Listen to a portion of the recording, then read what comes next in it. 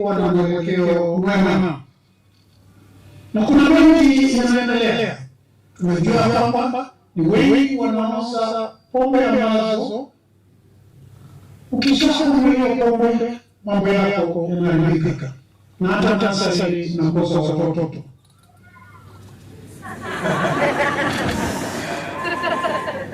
Sisi nimesema na hivyo kwa maisha yako yanaharibika. Kwa hiyo tuna mambo wengi, lazima niseme hayo vijana wetu na watu wa rika ambao wanataka kutuharibu. Madawa ya kulevya, pombe ambazo zimeenea na mambo mengine. Na hayo tunawaambia hata maisha yakiwa ni magumu, msipoteze matumaini. Mungu anawapenda na jamii inawapenda. Niona wale kuja hapa atimida wetu, we together, no matter what family we all do to life and whatever life brings us away, we can't be here forever. Kenya is still yours. Kenya is yours. You are not guests, you belong here rightfully. You belong to Kenya. And anybody deceiving you, age has no reverse gear. We can control the aging, but we will still get out of the stage. We must. Therefore, our dear young people, that is the hope I'm giving you. We sang the national anthem. Nguvu yetu tukijua Mungu yuko pamoja nasi. Therefore, face the future with courage. Face the future with courage. Yes, life is tough, we know it. But face it with courage. We want that excellency is a good gesture, and the way we go to empower the youth. It's very easy as a leader just to wish people to remain where they are. I can tell you, people will never remain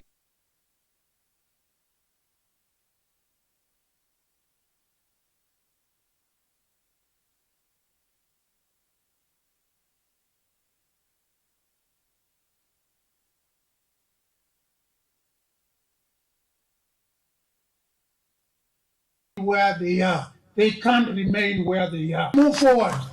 It's a small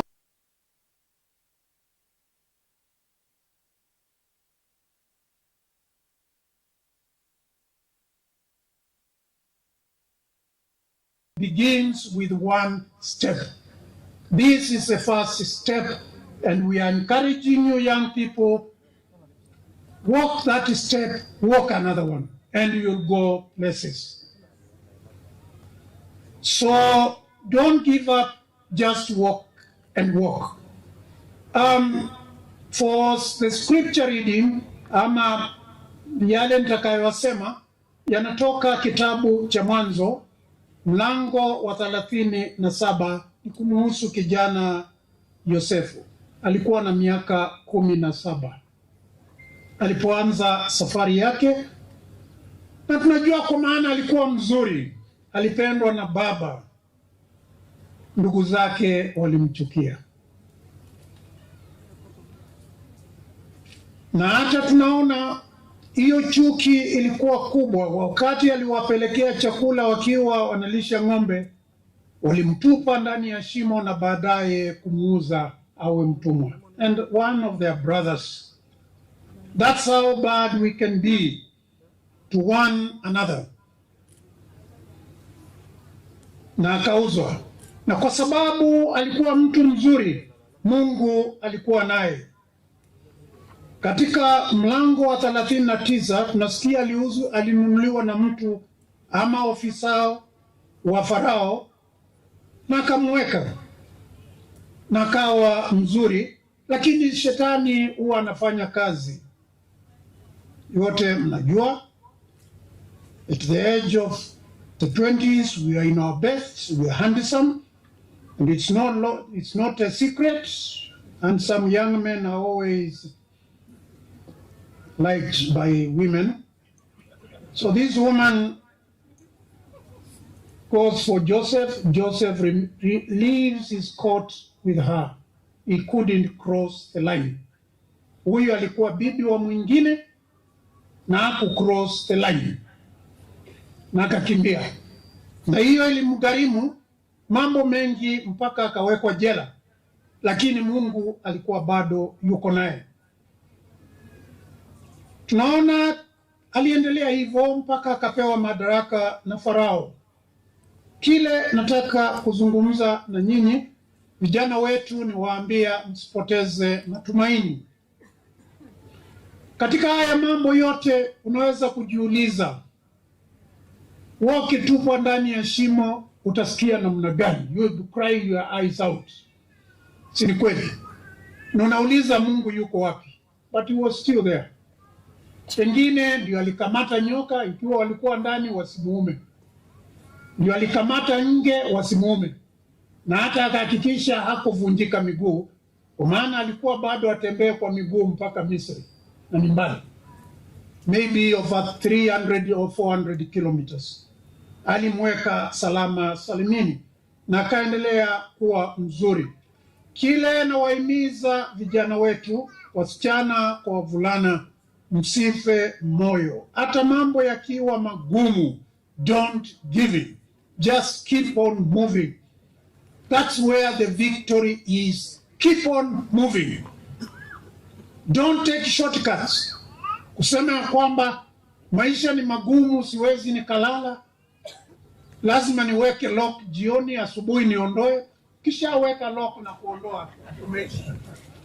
Si mnajua yale nasema? Tumeelewana? Tumeelewana vijana wetu? Kishaanza kuweka lock hivyo, basi hiyo ni njia moja ya nasari kutokuwa na watoto. Tumekubaliana vijana wetu, msipoteze matumaini. Unywe pombe ama uingilie mambo mengine ama hata kufa moyo. Na nyinyi wasichana, there is no easy way. Yes, you may think about it, but the moment you get out of your way and begin selling what God has given you and it's not for sale,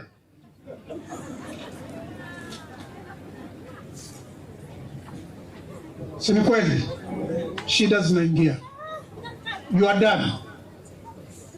Maybe you will pick a life-threatening disease, or maybe unakuwa tu ofyo na itakuwa ngumu to come back. Yes, you can be poor. You are going to be given, kama ni wasichana pengine, you are going into the beauty industry, you are given a dryer, you are doing something that it may not be much, but that is yours, you can build from there. Na pengine ukiwa ni mtu wa heshima, pengine hapo ndio utapatia bwana mzuri, kwa maana ameona wewe ni mtu mzuri. So my dear girls, taking shortcuts and selling what God does not given us permission to sell, it is not right. Mnanielewa? Hatuwezi tukaendelea ili tusikose heshima. Kwa hivyo ni kuwahimiza vijana wetu, msimame. Be firm. When you are crying like that, God is with you. And I can tell you, He will come at His own time. Kwa maana ni mwema. He will come. And we have seen it happening to many young people. Wacha nimalizie. Katika barua yake Paulo anatueleza kwa Warumi mlango wa 12 mstari wa 14, never take revenge. Hata mtu akikukosea, hakuna haja ya kuharibu wakati ukilipisha kisasi. Mwachie Mungu. Sawa? Sio kuwa umekuwa mjinga, ni kwa sababu ukiwa na chuki ni kama mtu ameingia kwenye nyumba yenye moshi, hauoni vizuri. You will not see God's grace when you have a heavy heart, you want to revenge, you are bad. It doesn't work. Hiyo haitakupatia nafasi kuona uzuri wa Mungu na yale Mungu amekupangia. Anatuambia never try to get revenge. Leave that, mwachie Mungu. Mwachie Mungu. Na kuishi vizuri, yale nimesema ni hayo. We resist evil and conquer it with good. Just be good. Like Joseph, the brothers did him evil, he was to meet them in Egypt. This woman got hold of him, he didn't waste his time crying, he left it to God, na Mungu akambariki. Therefore, young men and women, just forgive and move forward with your life. There is still ahead of you, and carrying that baggage of hatred and anger will not allow you to see your possibility that God has given you. And maybe that's what God wants you to experience. I can talk for a long time, but my limited experience is this. All of us here present, problems can make you a very good man or woman and very determined. Umejua hiyo? Yes, character is formed in those difficult situations. You form a character. Someone who is good, someone who is steadfast, someone who can be trusted. And that's what people look for. Vijana, kama umepewa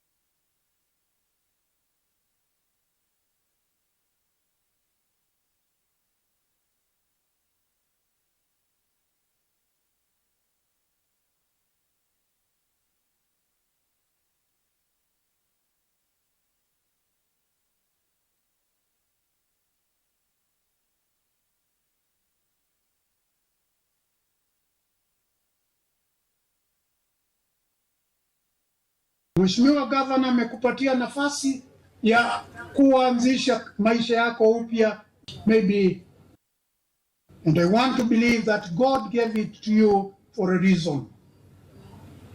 Last Sunday, there was the New York Marathon. There is someone from Ukambani region, a Mutiso. The Mutiso was number 2 in the New York Marathon, which is 42 kilometers, and that is a very long distance. It's like from Machakos here to Kivandini on your way to Yata.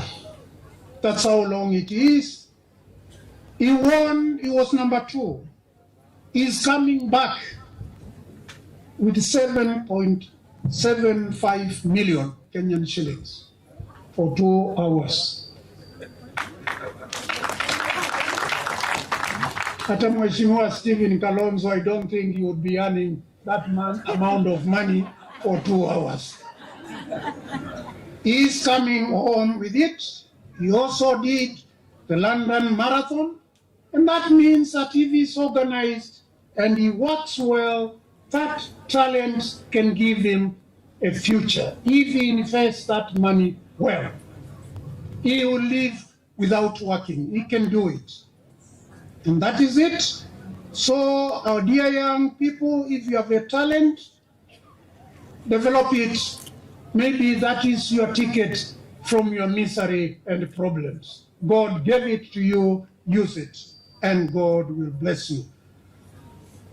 We want to wish you well, young people who have got those traits. Begin from there. At least you have someone who's paid for you.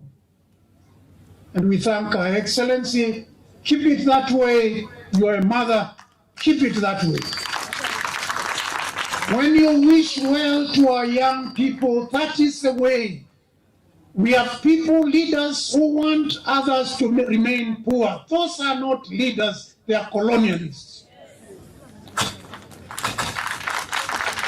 If you don't wish well, you don't want our young people to move forward, you are not their friend, you are there to exploit them.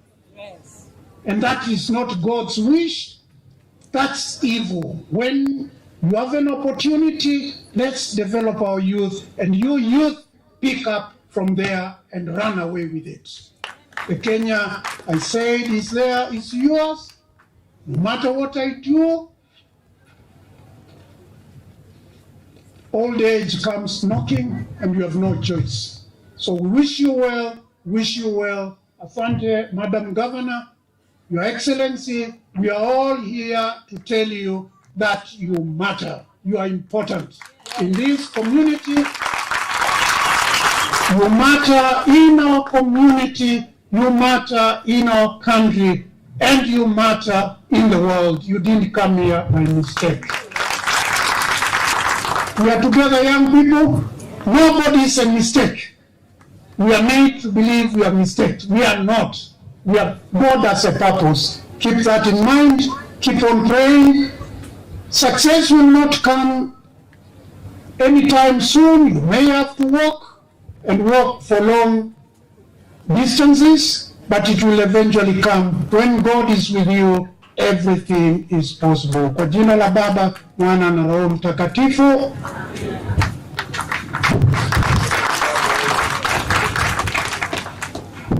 Naomba tusimame.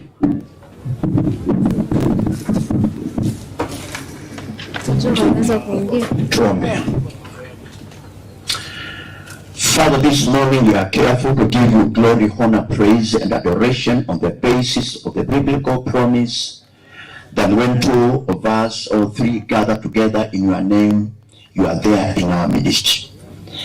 And Jesus told us that that which we ask of you, you will do it.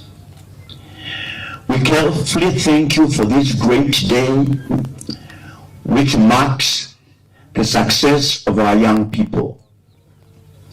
When you look back to the corridor of times in biblical history, during the Babylonian Empire, the administration of the day identified and located brilliant, intelligent, and handsome young men to to go through a program of training so that they can work in the palace of the king. We thank you for the genius, the attitude, grades that you released upon our Excellency Governor WAVINYA, and the potential to be able to locate the capacity in our young people, to ready them to become useful citizens, to transform and to affect this nation. And so Lord, we are praying for these young men as they look into the future, that you will envelop them in your able grace for them to be able to be responsible citizens, and that they will be able to develop themselves. We are praying for the wisdom of God that is characterized in the person of Solomon, who was able to navigate in political leadership of his time because he asked for wisdom. This is what we are asking for our able governor, the deputy governor, and the entire leadership of this great county. We are praying in the most wonderful name of Jesus Christ that you will erect a wall of fire to protect their leadership. In the name of Jesus, we are praying that every fiery dart from the administration of Satan will be quenched by the power of the blood of Jesus. We thank you for His Excellency Stephen Kalonzo Musyoka, whom in your wisdom you set apart at this point in time in history to become a leader. We are praying for divine intervention, guidance, leadership, and direction. We pray for parents that have raised these young men and women that are graduating this day. We thank you for the wisdom you gave them to be able to spearhead leadership, so that today we will be gathered in this place as an evidence of responsible, focused, careful parental assignment. As we continue with this gathering, we pray for our country, that your wisdom will prevail as we move into the future. The remaining part of this program, we commit it into your able hands. Heavenly Father, we pray that the canopy of your divine presence will settle over our lives in this meeting. We bless you and we give glory, and thank you for hearing us. In Jesus' name we pray. Amen. We continue praying. Heavenly Father, today we gather here to celebrate a milestone for these candidates who are graduating today. We thank you for the instructors. We thank you for those who taught them. And we thank you for the knowledge and the skills that you have bestowed to them. As they now, God, receive their words, mighty Father, to go out there, to exercise the knowledge and the authority you have bestowed to them to earn a living. May you, Lord, guide and direct their paths. Bless them and go ahead of them. Open the doors before them. The Lord, whatever they will ask, whatever they will pray, God, you shall grant it unto them. And Lord, they will be of great help to this community, to themselves, and also the families they come from. And also we pray for the leadership of this county. The Lord, they may continue empowering and equipping many who are in need. And we pray the Lord, you are going to walk with us as a community and as a county. For this we pray, in the name of God the Father, the Son, and the Holy Spirit. Tupigie wachungaji mikono. Thank you bishops for the prayer. Thank you Bishop Norman. Weka mikono kwa Bishop Norman. Nimeona hata juzi wakiandika notes. That was very powerful, Bishop Norman Kingo. Now, that is all with the clergy. And before I put it back to Brother Kelly, ni vyema tumshukuru Mungu akiwa hai. I said from the onset that the clergy is here because Governor WAVINYA is helping us, all the thousands of churches in Ukambani, to mentor this youth. Umetusaidia sana Governor WAVINYA. Tusimame kila mtu asimame. Tumpatie makofi matatu ya KANU. 1, 2, 3. Thank you. Before your boss, His Excellency Kalonzo, tunakushukuru Governor because of your leadership. Kelly, my brother. Asante wachungaji. Wakati huu nitaomba brass band na wapatie nafasi ili muweze kuondoka, ndio tuanze kitumbuizo kifupi.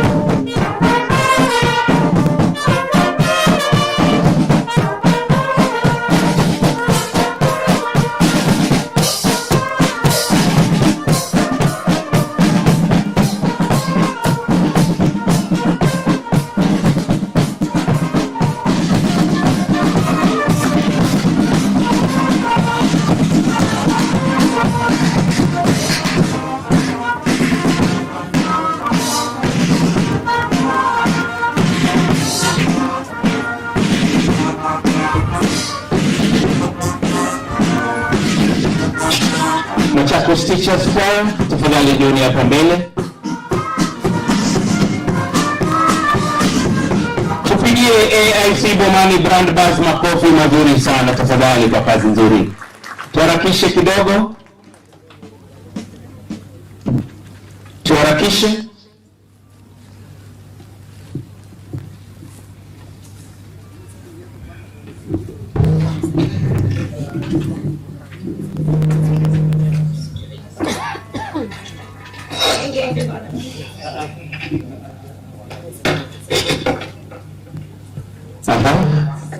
Hivyo hivyo ule wamesimama ni sawa.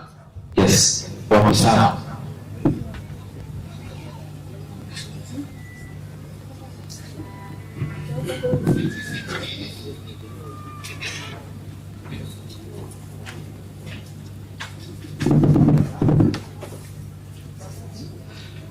Your Excellency, Honorable Dr. Stephen Kalonzo Musyoka, Your Excellency, Honorable Governor WAVINYA NDETI, all other protocol observed, ladies and gentlemen, in front of you here is the Machakos County Teachers Choir, and Your Excellency, Governor WAVINYA, this is the youngest choir in the Republic of Kenya. We are only 5 months old. Na nikwambie Governor, tumekutafuta sana. We are so excited to be here to have this opportunity to see you one on one. Tuliomba tukuone hata kama tutakuja kuimba kwa nyumba, na tunashukuru kwa nafasi hii. So we're going to present one song with the title Ninajituma. This song is concerning a teacher. We know this, your students have gone through a teacher. Each one of you has seen a teacher. Hata kama hujaenda shule amekuwa neighbor. So we want you to be entertained by our song as we present to you. Welcome.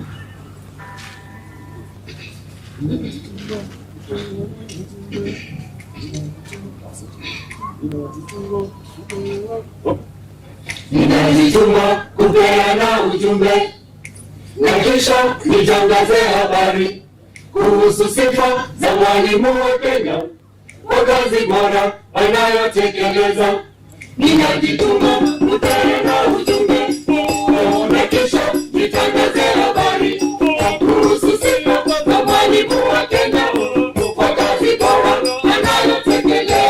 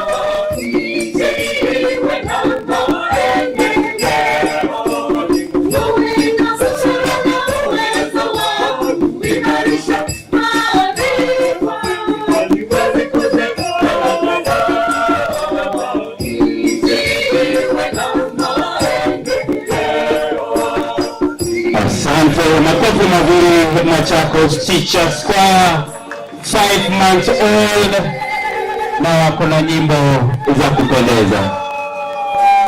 Mwenyezi Mungu awabariki, muendelee na kujituma. Makofi mazuri graduates, let us appreciate our teachers. Next on stage is Machakos County Choir. Kindly we're going to do one number.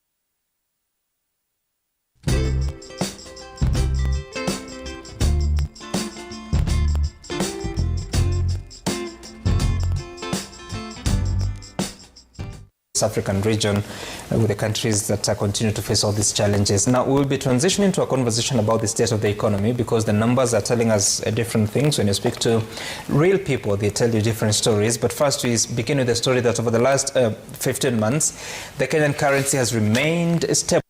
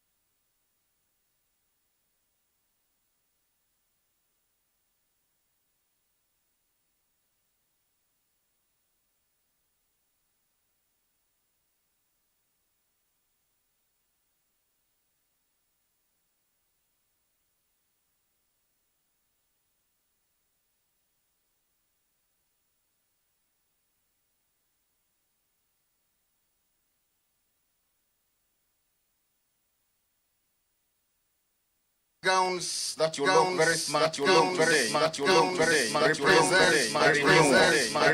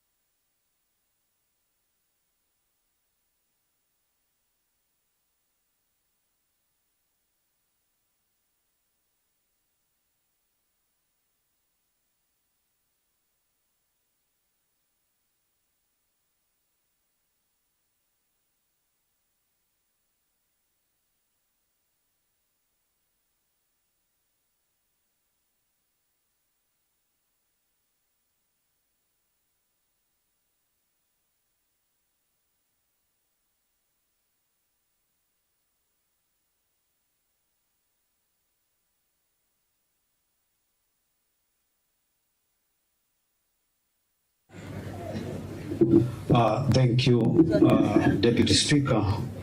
To our party leader, His Excellency Dr. Stephen Kalonzo Musyoka, Her Excellency the Governor of Machakos, Honorable WAVINYA NDETI, and the Deputy Governor of the Machakos County, Mheshimiwa Francis Mwangangi, na wale wengine. Mimi sitasema mengi, changu ni kusema tuendelee kuunga mkono serikali ya WAVINYA NDETI na chama chetu cha Wiper. Hili anafanya ndio inatakiwa tufanyiwe. Kwa hivyo mama governor, endelea kufanya hivyo, na wananchi wanataka waendelee kufanyiwa empowerment. Kwa hivyo vijana, nyinyi mjitokeze, na vile vyombo mmepewa msiuze, mwende mzitumie na mfanyie kazi. Thank you very much and God bless you.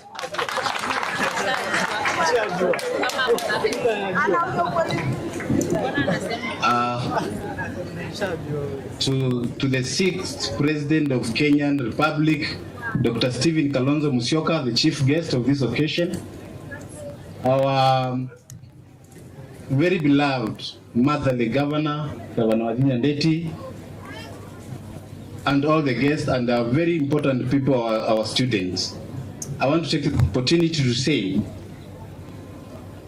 mnakumbuka bunge tulikuwa na shida sana, mpaka tukapigana, mpaka hata damu ikamwagika, na mkaona kwa TV damu ya Lucky ikimwagika. Nataka kusema hao watoto ilikuwa one of the biggest projects. Wasimamishwe, governor aache kuwapatia pesa, governor aache kuwasomesha, na sisi na hao wabunge mmeona hapa tukasimama kidete, tukasema tutapigana mpaka neno la mwisho hao watoto waweze kusoma. Kwa hivyo langu ni kusema governor, ni asante sana kwa kuwa umetumia ile pesa tumepitisha pale bunge kusomesha hao watoto. Tunajua wengi wanangojea kupeana pesa, lakini wewe umepatia ajira. Wewe upeani samaki, wewe unapeana ndoano. Nyinyi watoto mnaenda kupewa ndoano mweze kwenda kuvua samaki. Let's make good use of that opportunity, ndio tuweze kueneza kesho yetu ikuwe ya maana. La mwisho tunasema, sababu tuko na president wa Kenya wa 6 mwenye tuko naye hapa, our incoming president. Tunajua serikali tuko nayo saa hizi iko na hata ministers majina makubwa makubwa wenye wanajulikana wanaumiza maisha ya watoto. Kwa serikali yako tunajua kabisa hao watoto watakuwa safe, sababu ministers wenye watakuja watakuwa wanajali maisha ya watoto wetu. Asante sana na Mungu awabariki. Thank you very much. Your Excellency Dr. Stephen Kalonzo Musyoka, Your Excellency Honorable WAVINYA NDETI, Your Excellency Honorable Francis Mwangangi, the clergy, all protocols observed. My name is Nicholas Nzioka Wangondi, MC Machakos Central Ward, and also leader of the majority party in the Assembly. I want to first of all thank God for this day. This is a great day for us all, especially even the Bible says the end of a thing or a journey is better than the beginning. Kwa hivyo wote ambao muna graduate leo, wazazi tupigieni wanafunzi wetu makofi. Wanafunzi jipigieni makofi. Tunataka kusema sisi kama wabunge wa bunge la Machakos tunakubaliana na manifesto ya governor ya kufanya empowerment kwa vijana wetu. Part of empowerment ni kwamba kwanza kutafuta ama ku recognize kama katika job market kuna upungufu wa skills. And after you identify the skills, governor tunakushukuru kwa sababu ulienda mbele ukafanya cohort ya kwanza ya MYS, na sasa matunda ya hiyo ndio hivi leo. It is not a joke. You will agree, all of us, that to train and reaching a point of graduating 1,000 students in one day in one county, that is not a mean achievement. So asante sana governor kwa yale umefanyia hawa wanafunzi. Jambo la pili, mimi nataka thank Committee ya Education katika bunge letu la Machakos kwa sababu mmeendelea kufanya kazi na department yetu ya education ili kuhakikisha ile budget tunapitisha inatumika kwa njia nzuri. Waziri wa elimu Dr. Consolata, asante sana kwa kuwezesha huu mradi na even the technical team ambayo unafanya kazi nayo. Hatutaisahau kuambia asante. Governor, nataka kukuhakikishia sisi kama bunge tutaendelea kusimama kidete na wewe. Oversight haifanywi na ngumi. Oversight kwa sababu Mungu ametupa akili ni kuitana, tunaketi kwa round table, tuna oversight governor, tunamkosoa mahali amekosa na ili tunafanya mambo sawa sawa. Wale wanangoja sisi tupigane na governor ama tukuje kufunga geti ya governor ili watupigie makofi tunafanya oversight, musahau na hiyo. Na nani wanakubaliana na sisi? Mbona haina kuoko? Mwenda tuike oversight ya kuikalande tukengana. Mwenda tuike oversight ya kuikalande tukengana. Mkono juu wenye wanasema tufanye hivyo. Asante sana wazazi. Ambao mumevuka pande ile nyingine, the graduates. The job market is there. I keep telling people one of the biggest gap in the job market is skilled labor. Ukienda hii town ya Machakos kutafuta plumber, mtu anaitwa plumber, utachoka sana. Hapa kuna maplumber? Kuna maplumber hapa? Asanteni sana. Ya mwisho, mimi kama wenzangu, mimi natambua uwepo wa rais wa 6 wa Jamhuri ya Kenya, Daktari Stephen Kalonzo Musyoka. Ni wangapi wanatambua uwepo wa Daktari Stephen Kalonzo Musyoka? Hebu tumpatie salamu wanapokuja kuketi chini. Tuomweze salamu hito. Asanteni. Ya mwisho, Your Excellency, as you sit down, you have promised to make education free in this country. So we are going to make sure that you are the next President of the Republic of Kenya, so that ukomboe education. Na kukomboa education ni ku make sure education kutoka nursery, primary, secondary na university is free. Asanteni sana na Mungu awabariki. Thank you. Dakika moja tunaambiwa dakika moja na mimi niko na ile la kusema. Your Excellency, this journey started with the budget. Wakati ulileta budget pale counter assembly ikiwa na pesa hawa wanafunzi, wengine walisema ni pesa inatakiwa kuibiwa. Ulingangana ukasema you have a dream, na dream yenye uko nayo ni kufunza wanafunzi, ni kutafuta watoto mahali wapo, watoto wa Machakos County ndio waweze kupata elimu na skills za kujisaidia. Wakati hao wanafunzi waliingia, ikaonekana wale naysayers wakaona wanafunzi wanaenda kusoma, walisema unafunza militia. Hawakuamini kitu kama hii ingeweza kufanyika siku kama ya leo.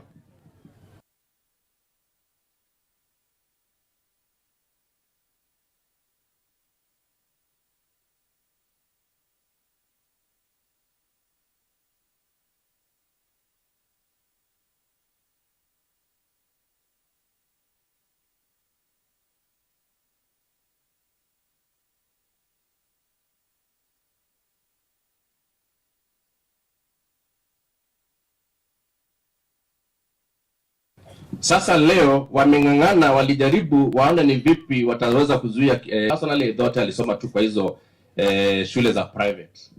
So tukampea kazi, akawa anafanya kazi pale kama intern. Baada ya kufanya kama intern tukamchukua tukamwamza kwa hiyo kazi. Your Excellency, jana ndio siku huyu mtoto alisema aliomba nafasi atoke kazi eti anaenda graduation. Tukamuuliza unaenda graduation wapi? Naenda graduation White House. Kufanya nini kwani ulisoma? Akatuambia yeye ni mtoto wa MYS. Today she's hunting. Huyo mtoto today she's hunting. At least tulimchukua bila vyeti. Naamini leo sababu nimeangalia kwa program nimeona jina yake number 68 I think. Leo ataenda kuajiriwa na certificate yake yenye amepata hapa. So that is what we are calling empowerment, na tunaomba kazi kama hii Your Excellency iendelee ndio watoto wetu tuweze kuwasaidia. as I finish, sisi hapa tunaye kiongozi wa nchi, kiongozi wetu ambaye Wakenya wote wameweza kukubali akuje kuongoza hii nchi, ndio tuweze kukua na ile real empowerment yenye inaonekana hapa. Na huyo mtoto, huyo mkubwa, huyo leader mkiongozi mwenye tuko naye hapa si mwingine ila tu is Excellency Dr. Stephen Kalonzo Musyoka. Na hapo hatubaduki, tutamsupport, tutamshika mkono kwa sababu Wakenya wamekubali ndio hii nchi tuweze kuibadilisha kutoka mahali hipo. Asanteni sana na Mungu awabariki. Thank you.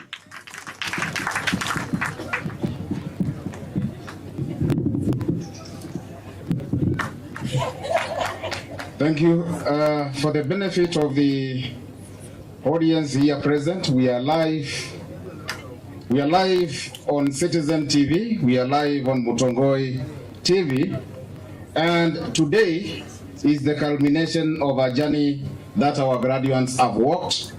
For the next 2 minutes, I want to say this. These graduates started with the boot camp. During the boot camp, the students, the graduates were taken through character formation. They were taken through behavioral change lessons classes. They were taken through motivational classes. They were taken through spiritual build-ups also. After that, they proceeded to the TVETs. At the TVETs, each student pursued a course of their choice: electrical engineering. There are those who did plumbing. There are those who did hairdressing. There are those who did mechanical engineering. Those are the students we are here to empower today.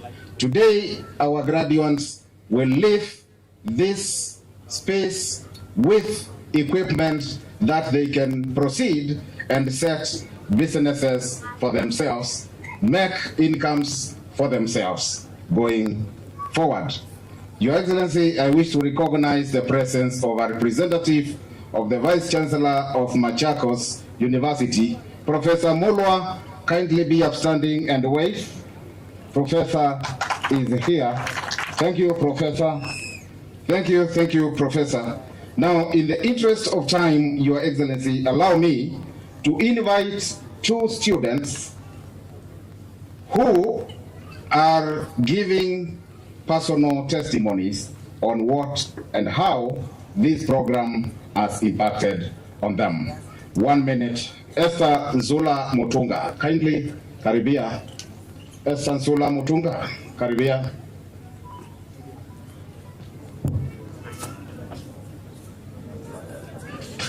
Brian Nyamai, come forward.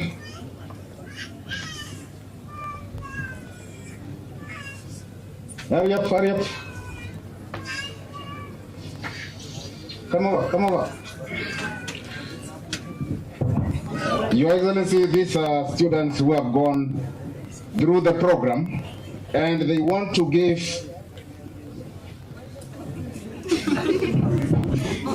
they wish to give a story of the journey they have walked and where they are. Brian, kindly, dakika 1.5. Thank you. I'm happy to be here. I want to take this opportunity to thank God and then to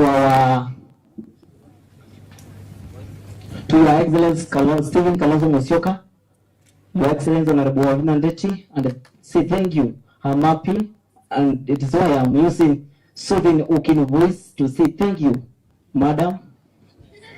What I can say is that sisi tulitoka mbali, tulikuwa huko mitaani tukihangaika, lakini Madam Honorable WAVINYA NDETI akasikia kilio chetu tukihangaika huko, tukaenda boot camp, tukamaliza, tukaenda shule, tukasoma. Ndio maana sisi tuko hapa. Wengine wetu naona wakitaka kulia ndio ya kusema asante kwa kutufanyia hivyo. Tena naweza sema ni Honorable WAVINYA NDETI ni mama mchapakazi. Mimi niliimba ile wimbo sio kabonge mama WAVINYA NDETI. Thank you. I can see tano tena.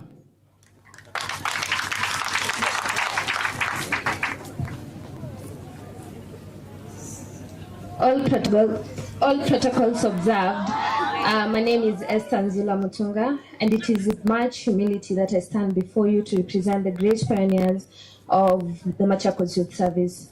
I'd like to thank God for this opportunity to be part of the Machakos Youth Service. I thank God for the vision that He gave our governor to empower the youths of Machakos County.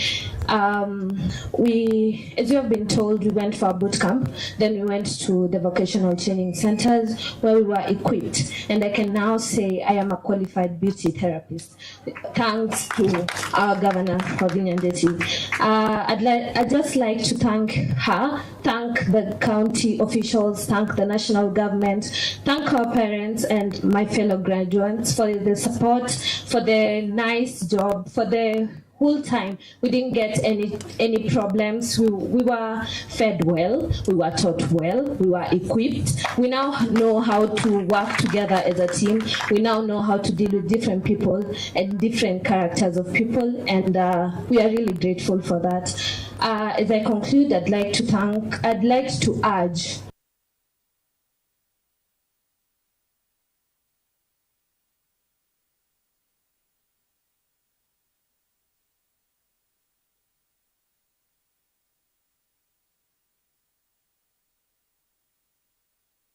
all county officials, all aspirants, all members of the opposition to kindly join our governor and help us to push this program forward.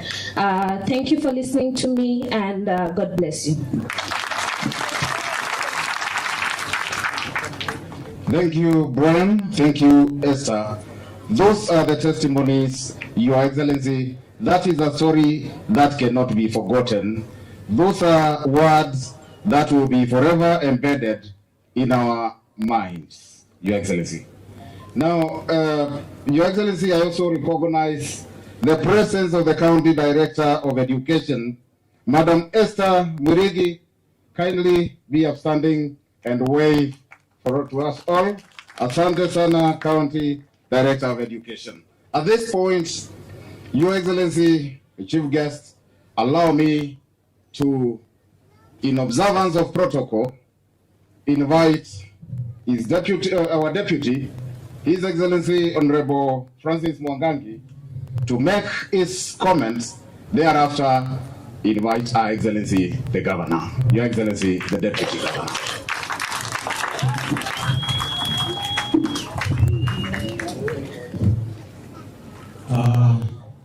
For chief guests, Excellency Dr. Stephen Kalonzo Musyoka, Senior Counsel, our Governor, the House of Clergy, our parents, and our proud grandparents.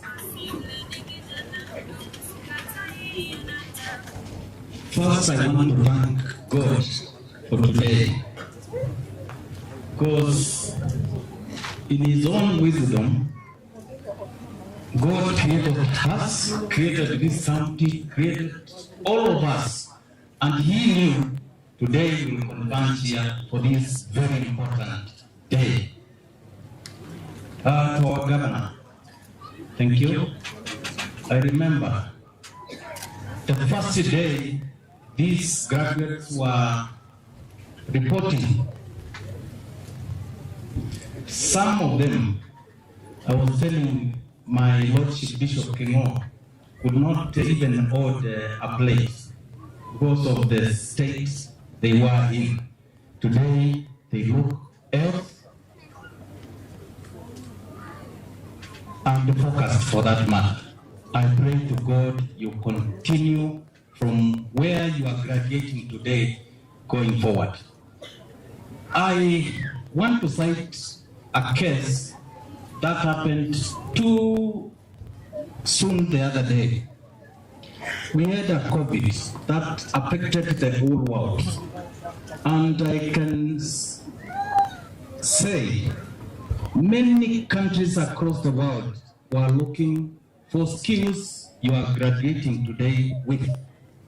Meaning, what the County of Machakos has done under the able leadership of our Governor, Madam WAVINYA NDETI, is not only feeding the different sectors here in the county, here in the country, but you can also work anywhere and fix the problem. Be confident, and as our bishop has said, be confident and forward-looking.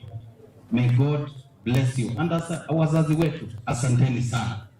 I want to say, today, Governor Wavinya, you have set the bar. I think if we had enough resources, and I'm saying this because it's very important. Today we are talking about equipping and empowering our youth.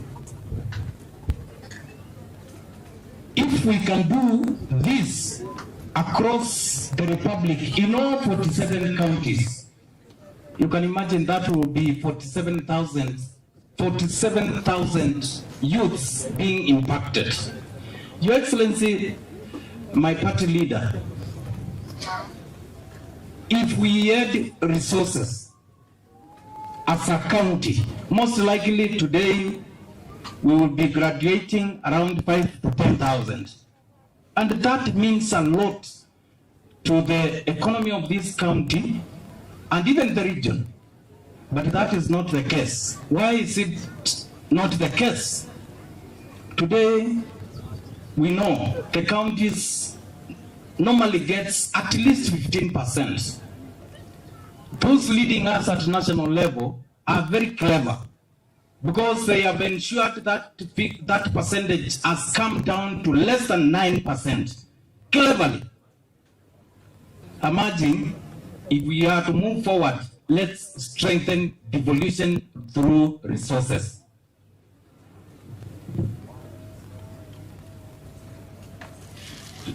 So, thank you, Professor. So, this is a very important program, and I think, Your Excellency, asante sana, tutaendelea kushikana, tuone ya kwamba tumeendelea. In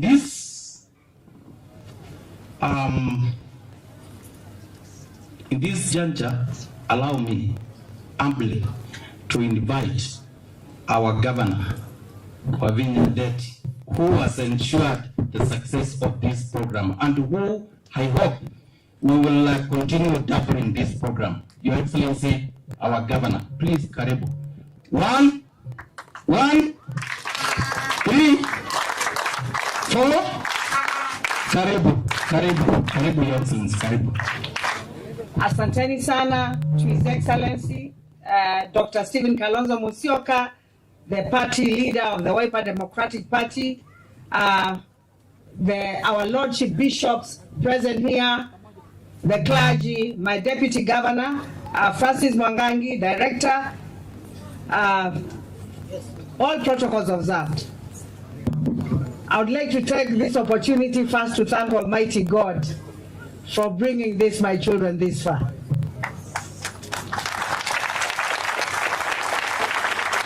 Tunashukuru Mwenyezi Mungu. Mnajua mahali tulianza, si ndio? Mnakumbuka huko? Mkafanya tiza hata mkanishinda.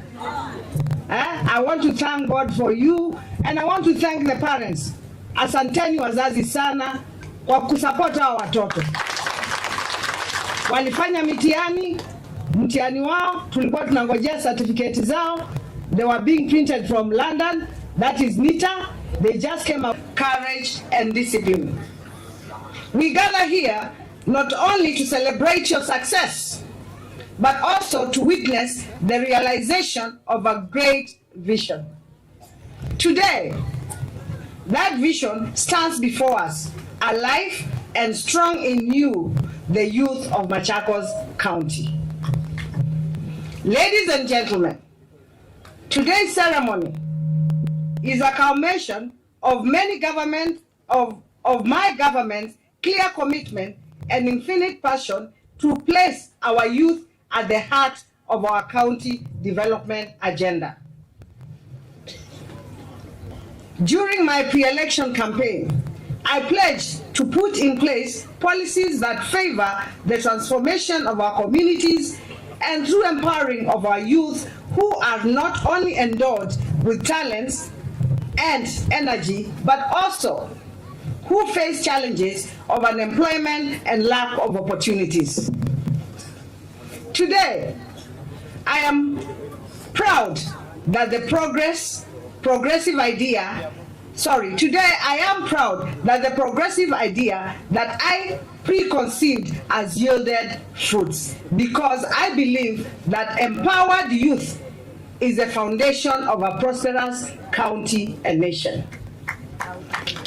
Ladies and gentlemen, my government is cognizant of the fact that development is not just about roads, buildings, or infrastructure. It is also about people.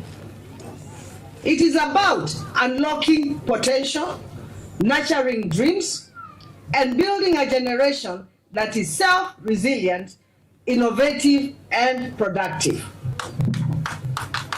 My vision has also been clear: to equip our young people with the knowledge, skills, and values they need to succeed through working with dignity and shaping their destinies.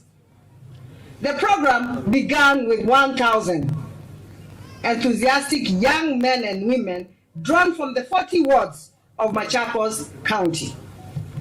Each one of you came with a dream and a spark and a determination to change your lives. You began with the formation stage, a powerful session of transformation where you were exposed to character formation, first aid, guidance, and financial literacy. You built your discipline, teamwork, responsible citizenship. You learned that success is earned through consistency, patience, and service. Those early days were not just about acquiring skills. They were about building character and preparing leaders. And I want to tell you, you keep on being told you're leaders of tomorrow. You're not leaders of tomorrow. You're leaders of today.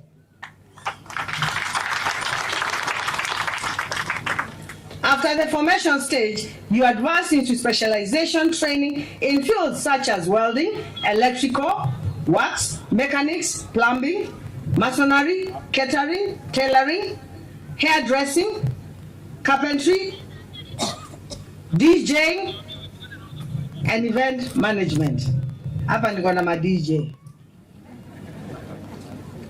My government ensured that every trainee sat for NITA examination, fully sponsored by the county government of Machakos, because we believe in equal opportunity for all. Today, I am proud to announce that out of 1,000 trainees, 967 passed their examination. To the 33 who did not pass, do not give up, and I cannot give up on you. This is not the end. It is just the beginning of another attempt. You will resit the examination of another attempt. Tumesikizana? Wale wajapita mnarudi shule January. Hivyo sasa. Na msimnajua hapo sicheki na mtu. Silikuwa na majina yenu nyinyi wote. Mnarudi shule, mjaribu tena, mfanye nini? Mpite. Na najua kwa nguvu za Mwenyezi Mungu mtafanya nini? As a mother lazima mimi niwafuate bwana. I told you I'm the biggest mother you have. Hawa wengine wananisaidia. Wakivuka pande mimi ndio mama.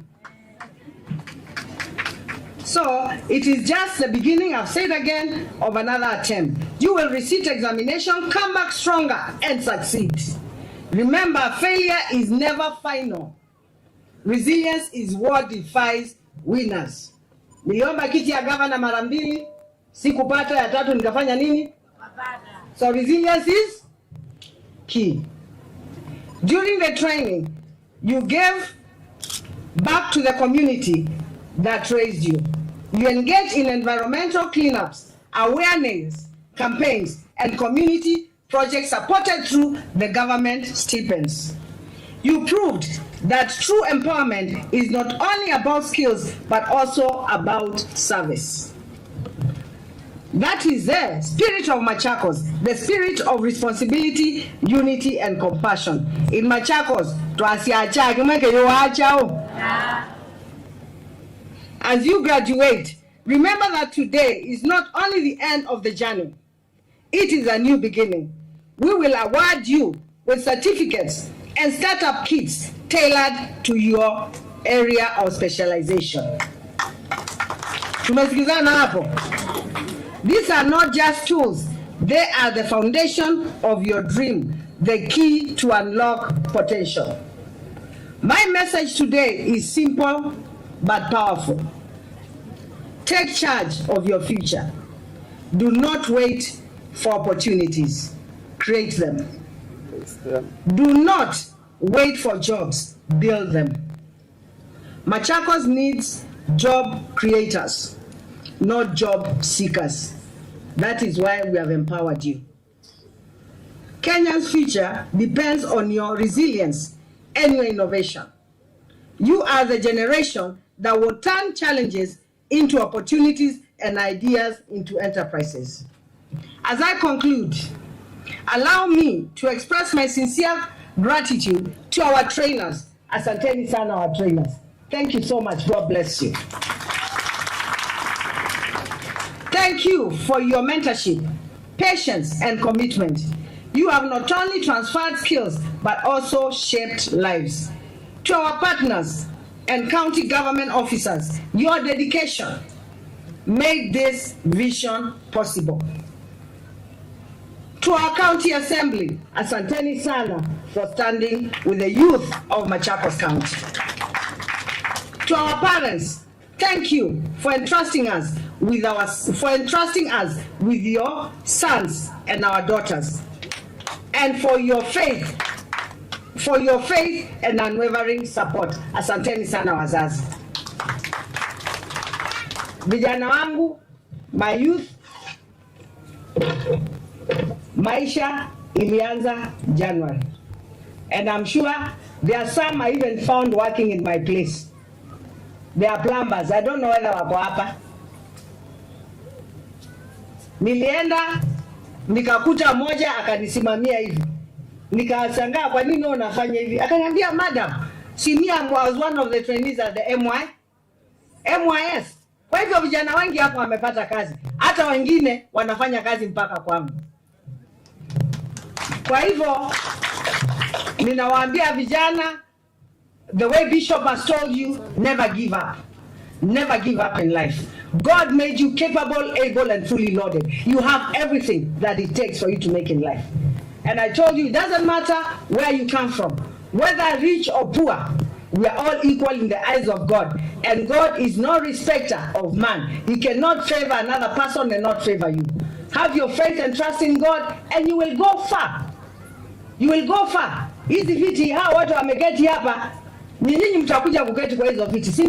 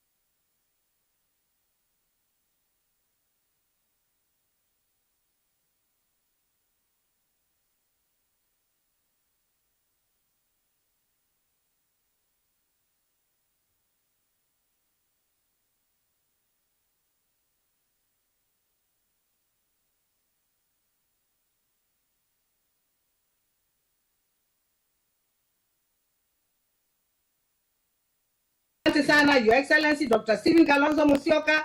The future is bright, and I know by the grace of God, you will get what we want. And that is the 6th President of the Republic of Kenya. Mimi ni gavana wa Wiper, na hapa ninafanya kazi kulingana na vile mkubwa wangu ameniambia nikae na vijana na nisaidie vijana. And I want to assure you, Your Excellency, I am a mother and a true mother, and I will take care of these children. Although saa ingine mama lazima akuwe mkali mtoto akienda kando kando, si ndio? Sio tu lazima mtaniachia nifanye kama mama. Mnasema wale wanakubaliana, inueni mikono. Kwa hivyo asanteni sana. I would like to take this opportunity, mkitoka hapa kila mtu atatoka na vyombo vyake, aende akaanze kazi. Utatoka hapa na certificate yako.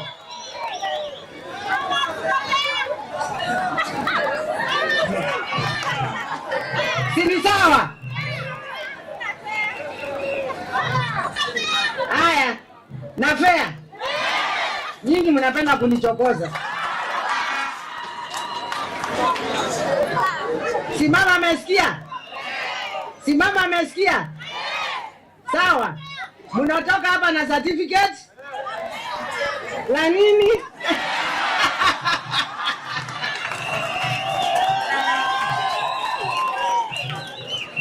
Asanteni sana, ningependa kuchukua nafasi nimkaribishe His Excellency the 6th President of the Republic of Kenya, Dr. Stephen Kalonzo Musyoka.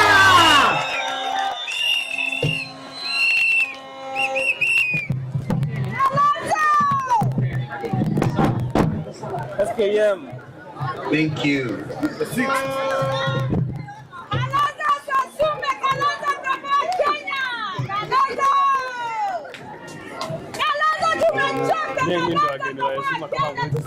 Thank you.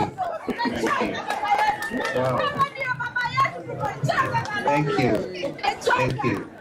Thank you so much. Please tuketi. Wale ambao unaweza kuketi tafadhali.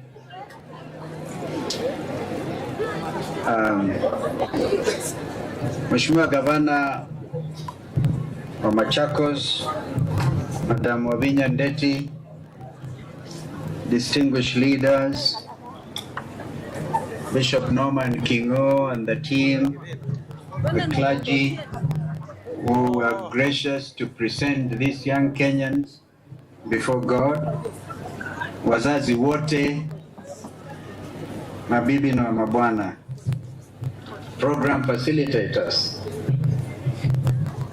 It is obviously a matter of good and great honor for me to stand before you today and to be able to celebrate not only your achievements, but also the success of one of Kenya's greatest transformations, devolution. Today's gathering is a living testimony of what can happen when devolution works, when counties invest in their people. This celebration, therefore, is bigger than the mere presentation of certificates. It is, I believe, a living testimony of what happens when devolution meets empowerment. I choose to make this written statement because this is the first such event, so it will go in history, because if I speak of the CAF, which I intend to do, I will juxtapose my remarks with some off-CAF remarks in order to bring this matter to where I believe it should be. Dear friends, the power of devolution lies in its ability to bring government, opportunity, and hope closer to the people. Before 2010, much of our country's progress was decided in Nairobi.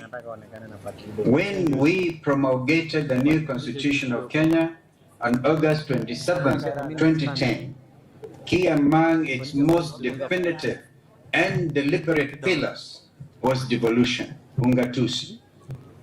We were clear that we needed to address deep-rooted challenges that have persisted since our independence, including marginalization, inequality, and the over-centralization of power and resources in Nairobi. Thus, with devolution, every county, including our beloved Machakos County, was given the authority, a measure of resources, and the responsibility to shape its own future. I heard what Deputy Governor Francis Mwangangi said, and it is actually a matter of great shame, a matter which is not acceptable, that while the national government enjoys 85% of the total Kenyan budget, only 15 goes to counties, 15%.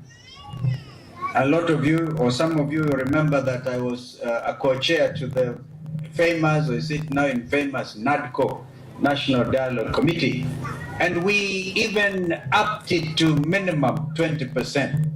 But now Governor Francis Mwangangi is telling us it's gone down to 9%, completely, a complete reversal of what the people of Kenya intended to do through Ngatusi. Imagine if Governor WAVINYA is operating within the 15%, by the way, is shared between the 47 counties. And the little that she gets, she's able to empower the youth that she's trying to do today. Imagine if we went up to national government, wapate 60%, na counties wapate 40%. In fact, in my view, we should make it 50-50, because all the stealing that is happening in Nairobi is because they have a lot of money to throw away. And yet, as I speak to you, our university lecturers have been on strike. This is a third month, and they cannot be paid the 7.something billion, 7.9 billion. They want it paid quickly. I give a suggestion to William Ruto. You cannot keep our university lecturers in the streets. These are some of our best minds. But on the one hand, you're able to get your agents collect sometimes 6,000 to 10,000 people to State House, bribe them with 10,000 shillings each, mass bribery. Now, if you cumulatively took that into account, the amount you're spending on bribing Kenyans, that is enough to pay university lecturers and to get our university students to go back to school. This is just the simple reality of the mismanagement this country is experiencing at the very top. Distinguished guests, across Kenya and Africa, I will go back a little bit. Thus, with devolution, every county, including Machakos, was given the authority. Devolution, fellow Kenyans, is not just about building roads and markets, as Governor WAVINYA said, but it's also about building people. Infrastructure is important, yes, those roads and those bridges and those dams, like the one what Kibaki and I had even passed through and got funding from the African Development Bank, the Fika Dam. We should have and really brought in a lot more water to go beyond Machakos and beyond Matu to get into Mwitasiano and get a lot of water all over. But that is a matter that the 85% by the national government, even assisted by our development partners like African Development Bank, is still sitting there as a white elephant. Distinguished guests, across Africa, and Kenya of course included, we are seeing powerful examples of how youth empowerment is changing nations. In Kisumu, youth trained in green energy now run community solar projects. In Makueni, young people are processing mangoes into juice and exporting the same abroad. In Kajiado, just your neighbors to the north, to the east, youth groups are leading waste recycling enterprises, turning plastic into profit. Even across Africa, in Rwanda and in Ghana, Youth empowerment programs are producing digital entrepreneurs, innovators, and agripreneurs who are transforming entire economies. And now, right here in Machakos, through this program, 1,000 young people were enrolled and taken into a rigorous 21-day boot camp, followed by technical training. These young men and women mastered new skills, gained confidence, and have discovered their potential. Ladies and gentlemen, if this is truly devolution in action within the framework of a very small budget. And it's government working hand in hand with communities to unlock opportunity of the grassroots. This is proof that when you empower the youth, you actually end up empowering an entire nation. You are proof that when devolution serves the people, it transforms lives. To the graduates, this is time for some hard truths. This empowerment comes with responsibility. On 20th June 2024, remember, 29-year-old Rex Kanyike Masai was shot. We buried him at Kamudanga. Was shot and killed during what should have been a peaceful protest for opposing the Finance Bill 2024. Justice for Rex became a slogan, the rallying call that is the moral urgency of our times. Rex emboldened our nation. His death galvanized all people across all sectors of our nation, fed up with the status quo, asking only for transparency, equality, and respect of the rule of law by those who hold the instruments of power. Rex asked for opportunity. His call was met with police bullets and batons. Graduates, you are not the future anymore. You are the now. You stand on the shoulders of Rex Masai and hundreds of young Kenyans whose names are forever immortalized in our third, and I dare say, final liberation struggle, and their sacrifice should and will not be in vain. You now carry the torch of progress. My dear friends, Ungatuzi Devolution has given you a platform. Now it is your turn to build upon it. Start small, but think big. Collaborate with others. Use your talents not only to lift yourself, but to lift others.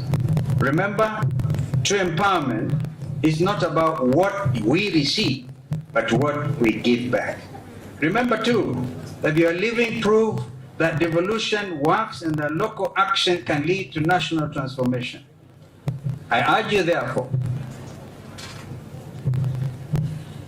to take your training as a launch pad. That's what we are, lifting you out of this, to build, to innovate, and to serve. Don't wait for opportunities to come knocking. Go out there and create them. Distinguished guests, ladies and gentlemen, Kenya's future will not be shaped in boardrooms and in Nairobi alone. It will be shaped in counties like here in Machakos by young people who are determined to make devolution work. When every county becomes a center of innovation, of agriculture, of entrepreneurship and creativity, Kenya will rise, united, prosperous, and just. And that, my friends, is a true power of devolution. The power to give every Kenyan a fair chance to dream, to work, and to succeed where they are, whichever county they live in. And to you, our graduates, let me ask you, vijana wetu, a simple question. Are you ready to lead? Munanisikiliza? Nyinyi mko tayari? Yes. Ni muyombaneje? Am I talking to myself? Are you ready to lead? Yes. Can I hear a yes or no? Yes. Are you ready to succeed? Yes. Because this is just a beginning. What Governor WAVINYA is giving you is a beginning. Are you ready, therefore, to succeed and make success? Are you ready? Yes. Are you ready to show Kenya the power of an empowered youth? Yes. Bado hapo hamjajibu vizuri. Yes. Ni kama nyinyi bado mnataka fair. Then go and do it with pride, with purpose, and with passion.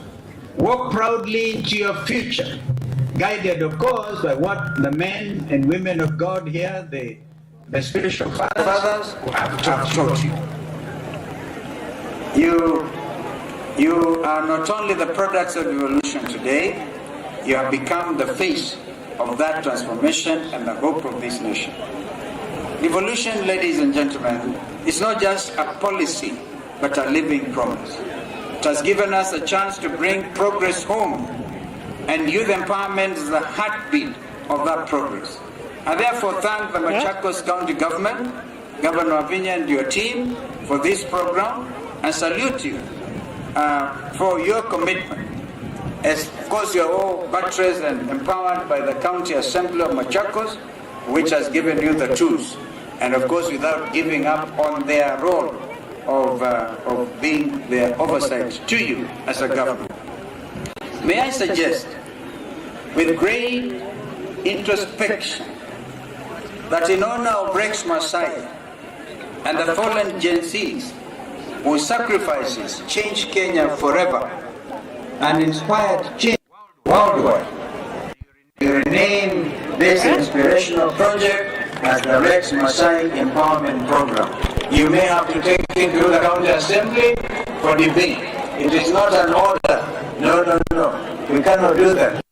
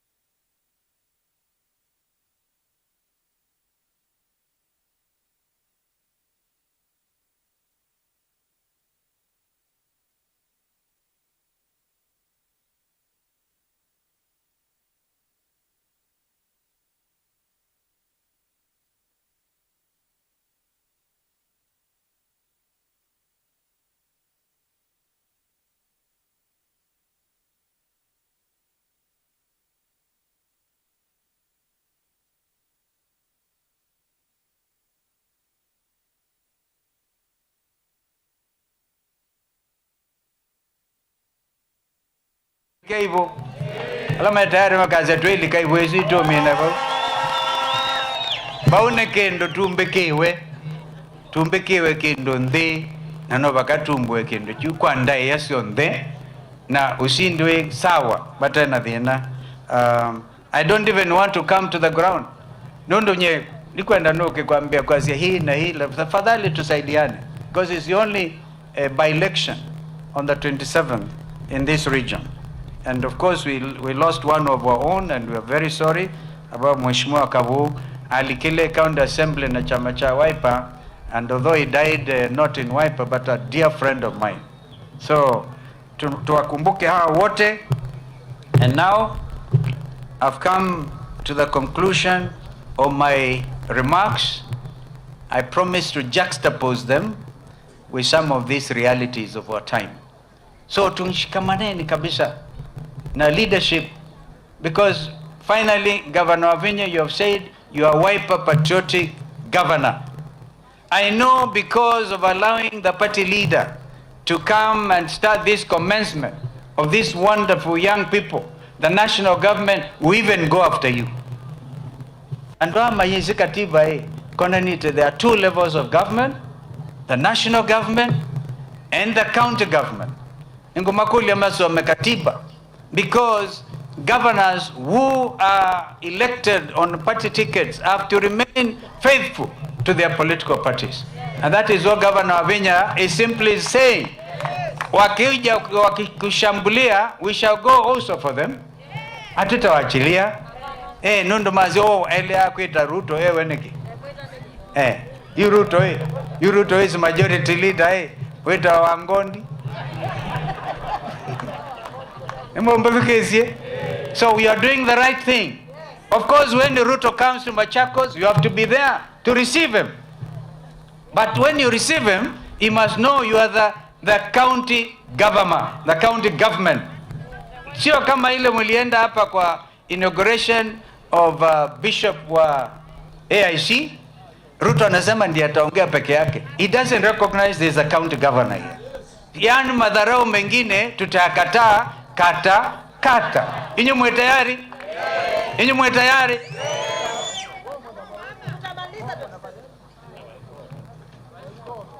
Awaikoto. Pomwe. Nundu bomo na baeta bemini Ruto home. Sinamda hiyo? Na hakuna ubaya. It is normal. And the wind of change is actually sweeping across Africa and the entire world. Because these young people simply want transparency. They don't want leaders who steal from them. If you steal from your own people, you are stealing their future. So I said we are going to make this country, get it back, prepare it for this future generation, because it is our duty to do so. Therefore, long live Machakos, long live Kenya, and God bless all of us. Asante.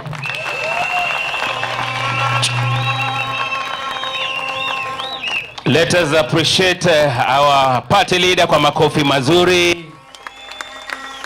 Haya makofi hayatoshi jamani. Naomba tuketi. Your Excellencies, allow me to invite Dr. Consolata Mutisya to take us through graduation ceremony in the shortest time possible. Please. Thank you, Kelly. Your Excellency, our chief guest, our governor, also our deputy governor, and our students. We have entered into the point of graduation. Our trainees, Mpo, kindly those who are walking around, settle down because we have reached at another level. When the governor reads for you our blessings, you are going to respond, we receive. What did you say? Yes, as you stand up when we call upon your numbers. Behind your seat there is a number. That is your number. When you hear your trainer, your principal say from number this to this, that is the time you are going to stand. Tuko pamoja. Your Excellencies, allow me first to appreciate a department which has worked together. We work together very closely for the success of this program and for other educational programs. Kindly those in the Department of Education, can you be upstanding so that we appreciate you? Thank you, you can have your seat. These are the men and women of goodwill who work very closely with me so that we make the projects of Education Department successful. Without taking much time, we are going to start graduating the students. We start with those who have done food and beverage. I'm inviting Rachel Ndivo, Principal, Chemudeke Vocational Center, to take us through that bit. Rachel. Your Excellency, I'm Rachel Ndivo, Principal, Chemudeke Vocational Training Center, presenting food and beverage production and service graduates. First class, from number 1 to number 9. Number 1 to number 9 be upstanding. Kindly clap for those ones. They scored first class. Ordinary pass, from number 10 to 228. Number 10, 228, kindly stand up. Be upstanding.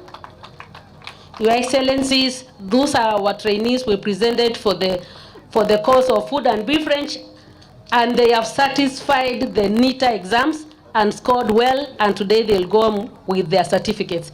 Your Excellency, our Governor, kindly pass your word.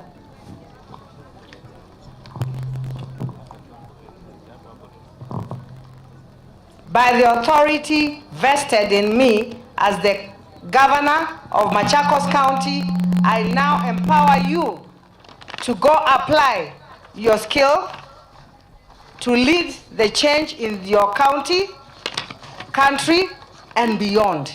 Congratulations, and God bless you all. What have you said? We have not heard you, please. Louder than that? Thank you. You can be seated. The second course is light vehicle mechanics. I'm inviting Leon Ogola, Principal, Massive Vocational Training Center. Excellency, I'm Leon Ogola, Principal, Massive Vocational Training Center. I'm presenting light vehicle mechanics graduates. First class, number 229 to 240. Wow. Can you be upstanding? 229 to 240, first class. Then ordinary pass, number 241 to 355. 241 to 255. 355. Kindly be upstanding. Parents, kindly clap for those students. Your Excellency, our Governor, kindly pass your blessings to them. By the authority vested in me as the Governor of Machakos County, I now empower you to go apply your skill to lead change in the county, country, and beyond. Congratulations, and God bless you all. Louder than that? Thank you. You can be seated. The next course is plumbing, and I'm inviting Mr. Simon Ireri, Principal, Mitaboni Vocational Center, to take us through. Your Excellency, I'm Ireri Simon, Principal, Mitamboni Vocational Training Center. I hereby present graduates in plumbing and pipe fitting department. First class, number 356 to number 413. Kindly stand up. Ordinary pass, number 414 to number 543. Thank you. That class had the majority of first class. Kindly parents clap for those ones. Your Excellency, our Governor, pass your blessings to them. By the authority vested in me as the Governor of Machakos County, I now empower you to go apply your skill to lead change in your county, country, and beyond. Congratulations to you all, and God bless. What do you say? Louder than that? Thank you, thank you. The next one is tailoring and dressmaking. I'm inviting Joram Dunda, Principal, Kituluni VTC, to take us through. Your Excellency, I'm Joram Dunda, Principal, Kituluni Vocational Training Center, and I have the honor to present tailoring and dressmaking graduates. First class from 544 to 550. You can stand up. Then orderly pass from 551 to 571. And you kindly stand up. Are you standing? 544, that is first class, to 550. Wherever they are, can you kindly stand up? Then pass again, 551 to 571. You kindly stand up. Thank you, thank you. They are wearing the yellow wood. Your Excellency, please pass your blessings. They are wearing the green. Yellow. Oh yeah, it's green. Yeah. By the authority vested in me as the governor of Machakos County, I now empower you to apply your skill to lead change in the county, in your county, country, and beyond. Congratulations, you all, and God bless. What do you say? Thank you. The next one is hairdressing. I'll invite Joram Dunda, Kituluni VTC Principal, to take us through. Again, I have the honor to present hairdressing graduates. First class from 572 to 592. Then honorable pass from 593 to 661. You can stand up wherever you are. Are they standing? Awaski. I'll repeat again. First class from 572 to 592. Then you pass 593 to 661. You can stand up. Hairdressing. Hairdressing 572 to 661. Your Excellency, I invite you to give your blessings. By the authority vested in me as the governor of Machakos County, I now empower you to apply your skill to lead change in your county, your country, and beyond. Congratulations, and God bless you. What do you say? Louder. Thank you. The next one is beauty therapy. I'm also inviting the Joram Dunda, VTC Kituluni Principal, to present. Your Excellency, again, I have the honor to present beauty therapy. First class 662 to 699. Then pass 700 to 780. Can you please stand up wherever you are? Parents, clap for those ones also. Kindly clap for them. Your Excellency, our governor, please pass your blessings. By the authority vested in me as the governor of Machakos County, I now empower you to apply your skill to lead change in your county, country, and beyond. Congratulations, and God bless. What do you say? Louder. Thank you. The next one, Your Excellency, is electrician wireman. I'm inviting Mr. Duncan Chalo, Principal, Matu VTC. Your Excellency, I'm Duncan Chalo Munyao, Matu Vocational Training Center, presenting electrical wireman. First class, 781 to 789. Pass. Kindly be upstanding. First class. First class, you can stand up. Electrical wireman. Yes, they are standing. Pass, 790 to 913. Be upstanding. Parents, kindly clap for our pupils, our students. Your Excellency, our governor, I invite you to pass your blessings. By the authority vested in me as the governor of Machakos County, I now empower you to apply your skill to lead change in your county, country, and beyond. Congratulations and God bless you all. What do you say? Louder than that? Thank you. The next one is welding. Welding, I'm still inviting Mr. Duncan Chalo, Principal, Matu Vocational Training Center, to present. Thank you. Welding students, you can stand. 9:14 to 9:15. First class, only 2 students. You can stand up. Wow. Congratulations. Thank you, and one of them is a girl. Pass 9:16 to 9:28.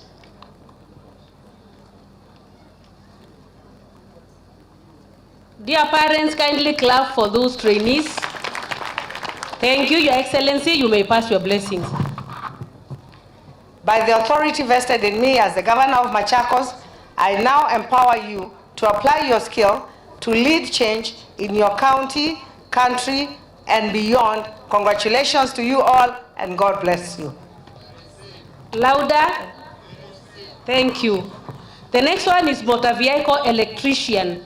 I'm inviting Duncan Chalo, still Matu Vocational Center, to present. Thank you. First class, 9:29 to 9:30. 2 students. One.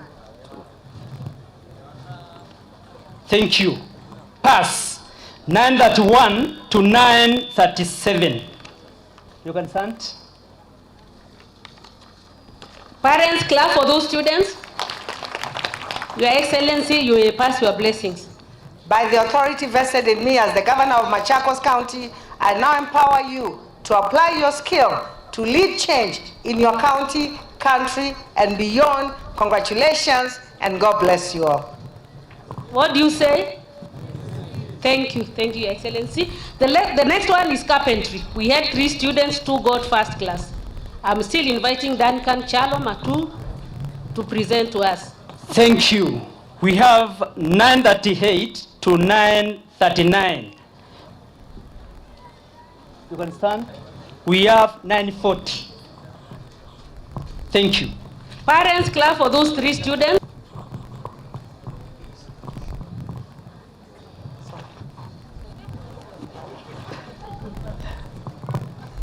By the authority vested in me as the Governor of Machakos County, I now empower you to apply your skill to lead change in your county, country, and beyond. Congratulations to you all. God bless you. What do you say? Thank you so much. The next one, Your Excellency, is masonry. Masonry, Duncan Chalo Matu Vocational.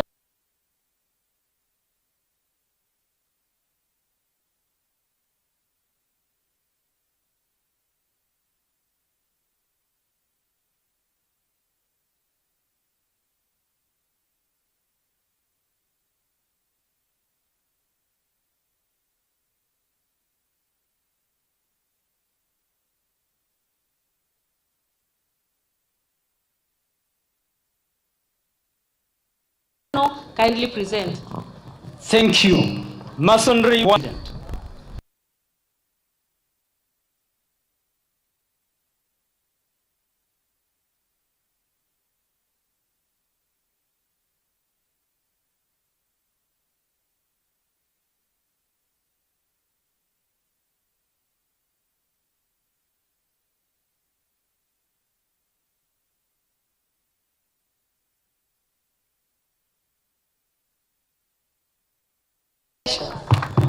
To lead change in your country and beyond. Congratulations, and God bless. Ordinary pass, 9:56 to 9:67. You can stand. Thank you. Your Excellency, you may pass your word. By authority vested in me as the Governor of Machakos, I now empower you to apply your skill to lead change in your county, country, and beyond. God, congratulations, and God bless you all. What do you say?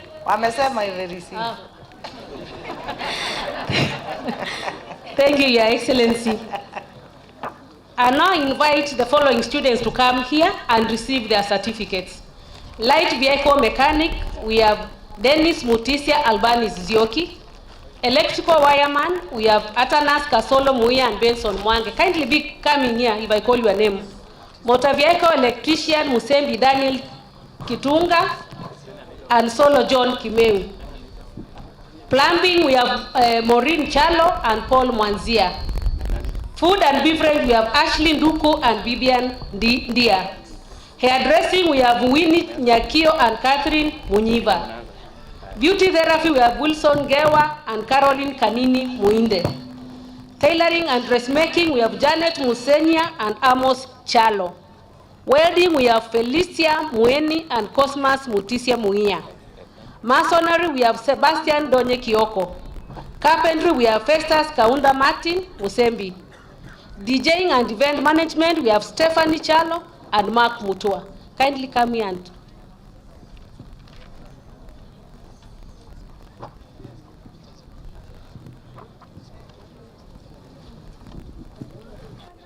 Your Excellencies, our guest of honor and our Excellency the Governor, these are some of our first class orders. And I'm requesting Your Excellency, our guest of Wapigieni honor. makofi bwana, first class. Congratulations, God bless you.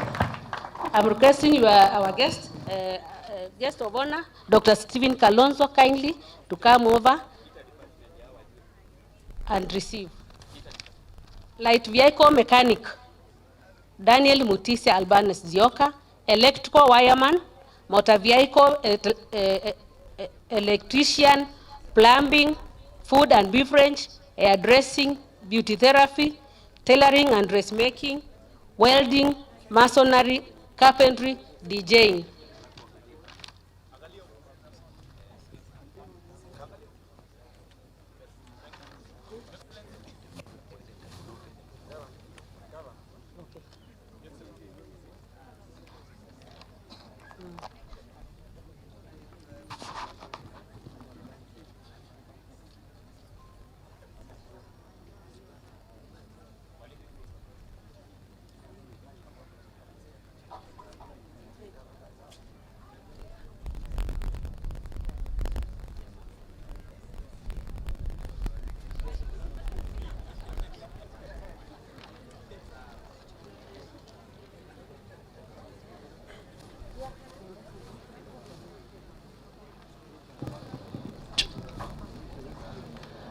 Next is Albanis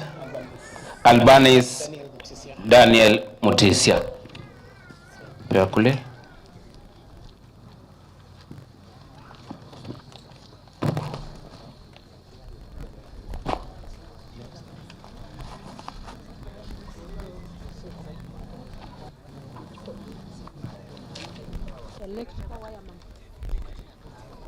Wireman.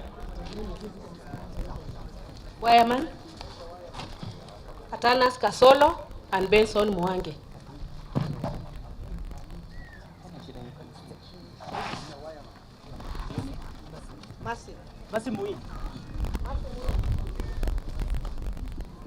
Masi Muia.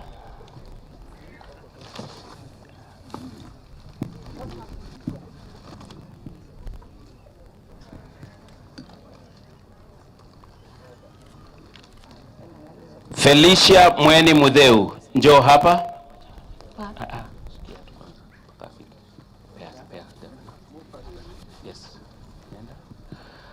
Musembi Daniel Kidhunga. Solo John Kimeu. Solo John Kimeu. Twende. Kijana, kuja wewe ni?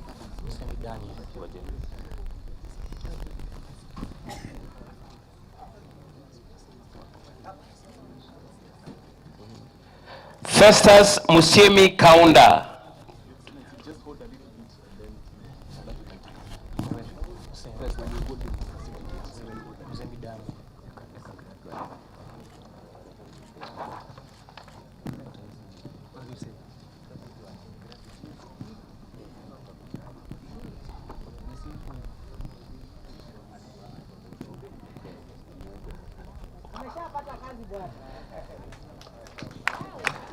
Musembi Daniel Kidhunga.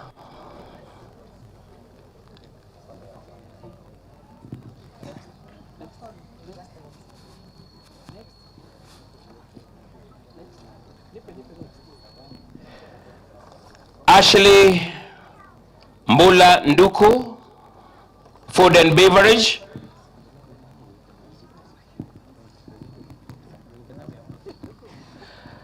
Bibian Mbaika Ndia, food and beverage production, first class.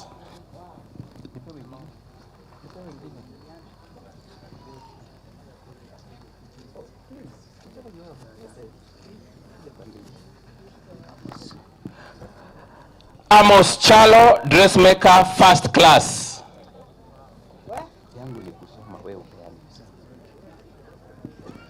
Mutinda Hope Mweni, beauty therapy, first class.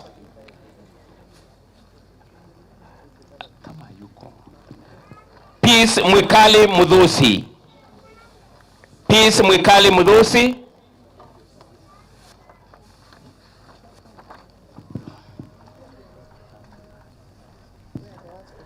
Anna Mweni Mwasia, dressmaker, first class.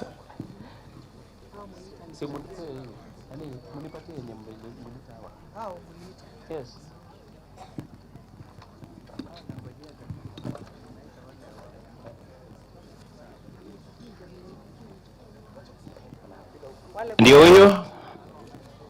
This is who? Huh? Oh.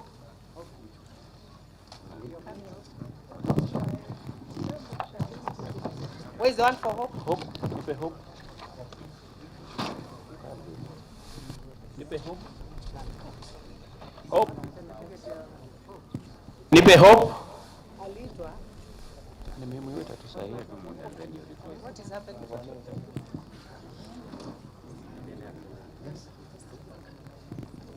Aha.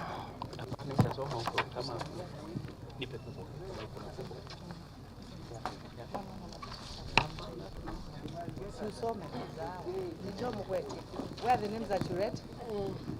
I read again. These are the names, eh? These are the names I read.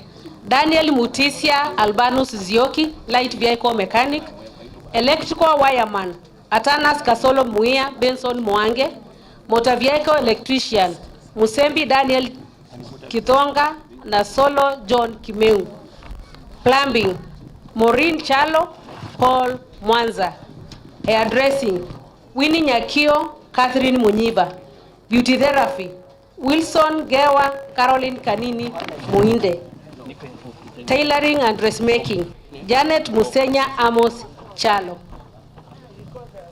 Welding, Felicia Muheni Cosmas Mutisia. Masonry, Sebastian Donye Kioko. Carpentry, Festus Kaunda and Martin Musembi. Maureen Koke, plumber, pipe fitter, first class. Maureen Koke. Paul Mainge. Paul Mainge. Yeah. That's what we're doing.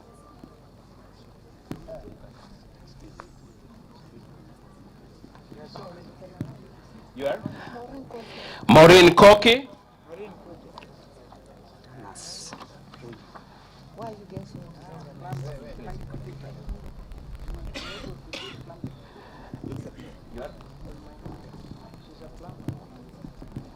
Tafadhali tusikize, tumekuita mara nyingi, mko tu hapa. Atanas Kasolo Muia. Kuja wewe. Unachukua. Unapewa. Enda the other side. Paul Mainge, simama hapa.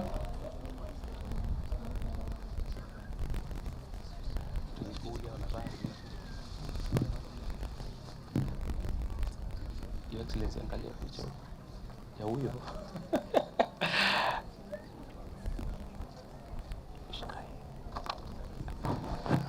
Paul Maingi. Masi Muia, electrical wireman, first class.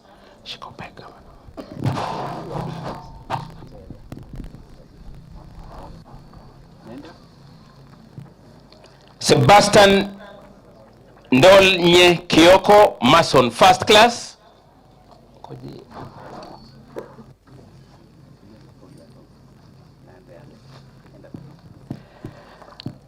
Faith Mune Nzomo, light vehicle mechanics, first class.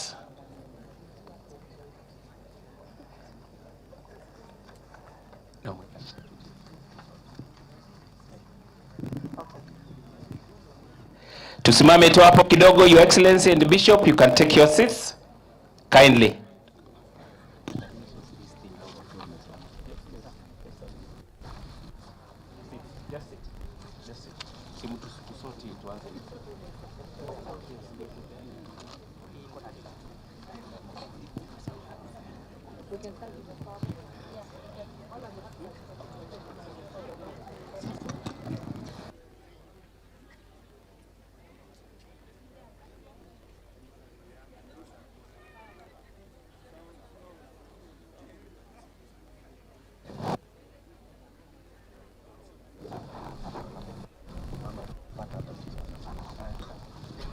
Aya, can we sort certificates ya watu, tutarudi wakisimama tu hapo, tupeane empowerment.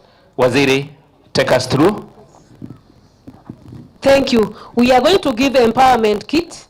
Your Excellency, we start with addressing Winnie Nyakio. Winnie Nyakio is here. Bring the whole set.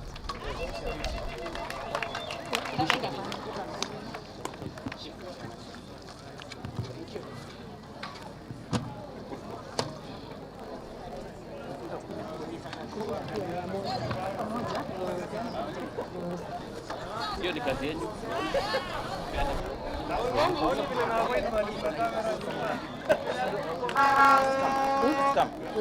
Moja hapo mwingine.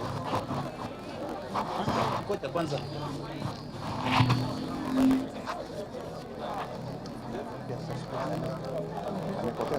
Yes, amepokea certificate.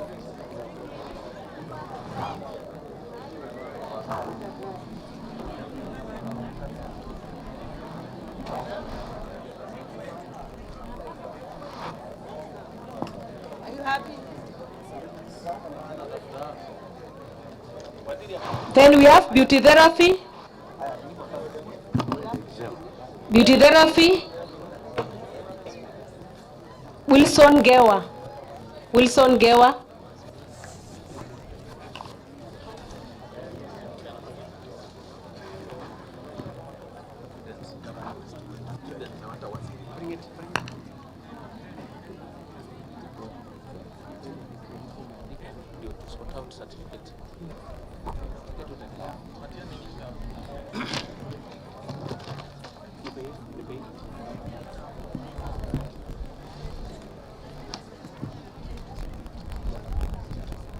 Who is next? Who's next? Who's next?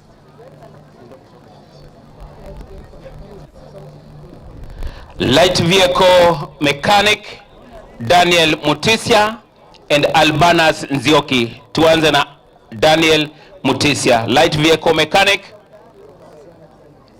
Light vehicle mechanic. Tukitoka hapo tutaenda kwa electrical wireman Atanas Nzol Kasolo Mwia and Benson Mwange, lakini kwanza ni light vehicle mechanic Daniel Mutisia amepewa Albanas Nzioki.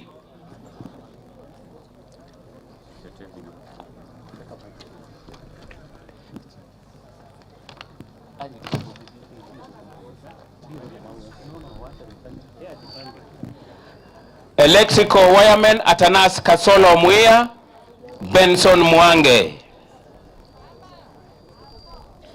Atanas Kasolo Mwia, Benson Mwange.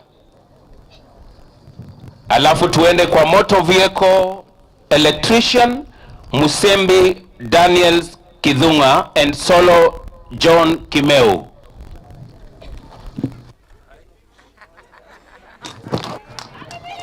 Makofi mazuri.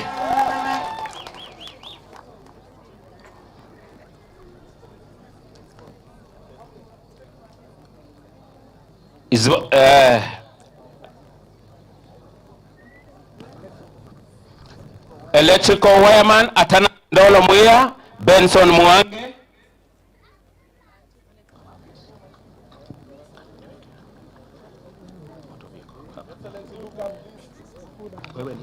Electrical.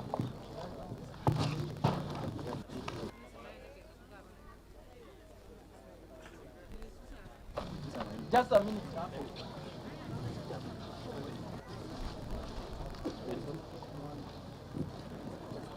Hiyo ni picha ya kwanza. Naomba Benson Mwange akabidhiwe zake with the same format kindly. Benson, nenda upande ule. Benson apewe bidhaa zake. Motor vehicle electrician Musembi Daniel Kidhunga, uko wapi? Solo John Kimeu, msimame mahali niko. Motor vehicle electrician Musembi Daniel, awe tu tayari hapa. Motor vehicle Musembi Daniel, niko na wao hapa, wapewe.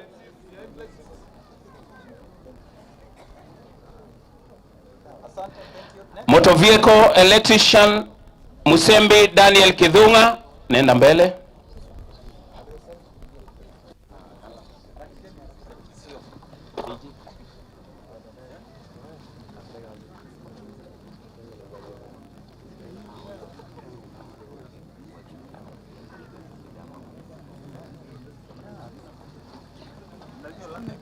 Aha.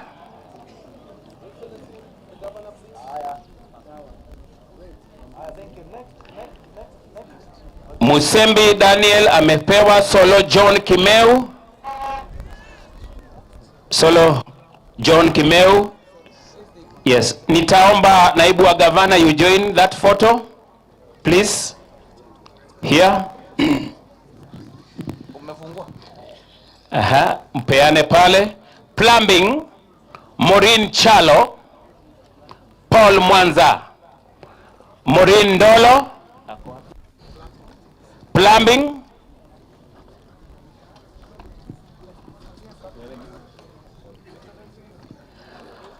Plumbing.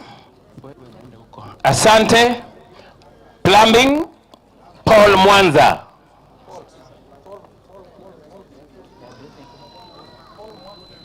Yo. Aende hapo ni.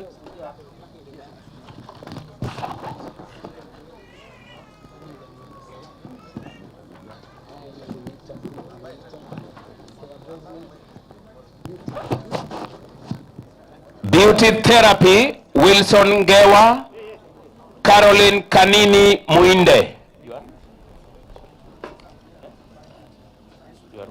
where? Oh, shapewa sindio?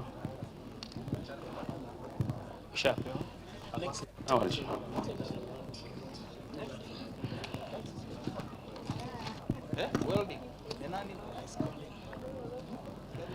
DJing event management Stephen Chalo and Mark Mutua. DJing, everything pays.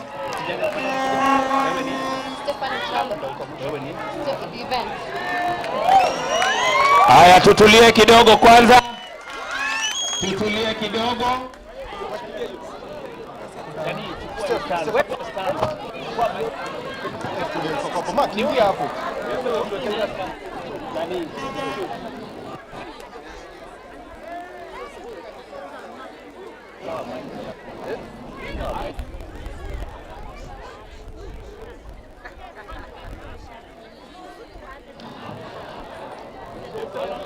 Hawa ni ma-DJ kutoka hapa wanaenda event. Wapi makofi mazuri?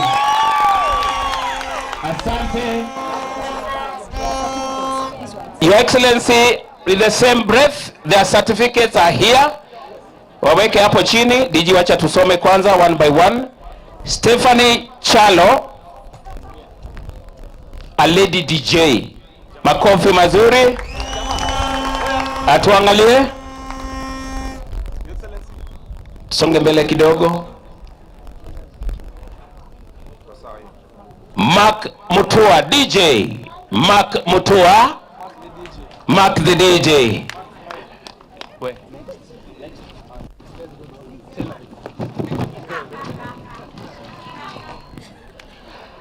Asante, toka na vitu zako, naenda kazi sasa hivi. Tailoring and dressmaking, Janet Musenya, Amos Chalo.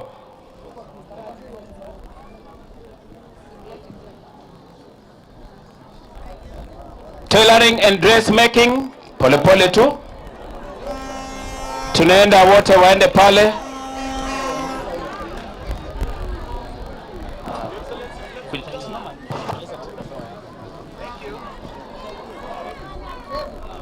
Tumsaidie pale. The next is Amos Chalo. Na yubundi. Aha. Na yubundi. Tuende pale upewe cherehani.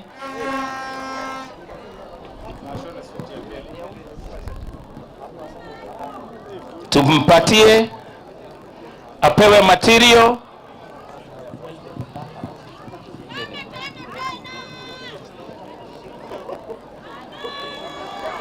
Asante sana. Your Excellencies, allow me to invite the welding department, Felicia Mueni and Cosmas Mutisia Muia. Tuanze na Felicia. Hiyo ni welding. Ndio huyo madam. One at a time.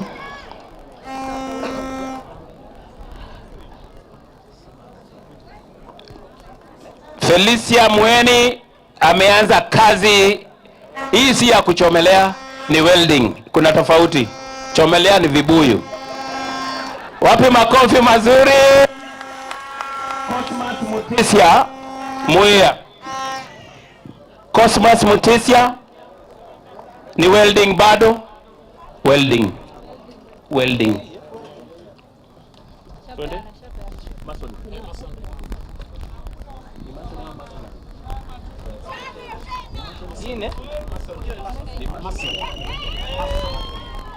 Masonry, Sebastian Ndonye Kioko.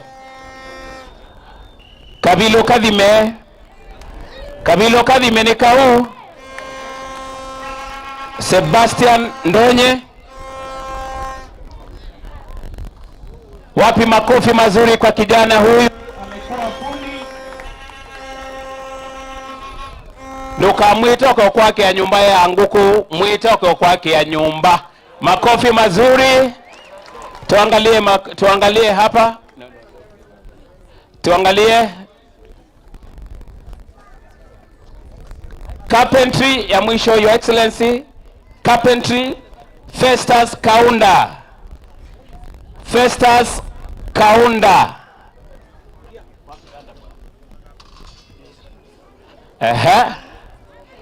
Huyo ni fundi wa mbao, ni piga randa wewe, ndio huyo. Huyo ni fundi wa mbao. Kijana smile Sio. Martin Musembi. Next is Martin Musembi. Martin Musembi ako wapi?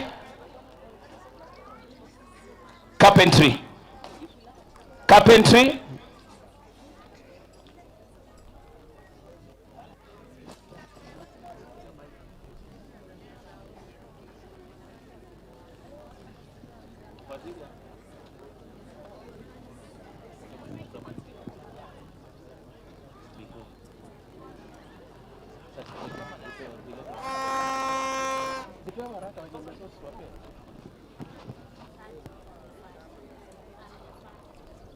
Bishop ACK amewakabidhi kwa ishara ya Jesus Christ fundi wa mbao.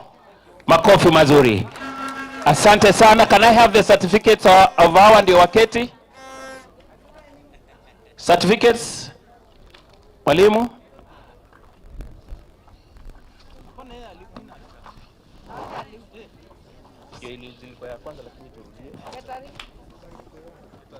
Food and beverage ndio tulianza nayo.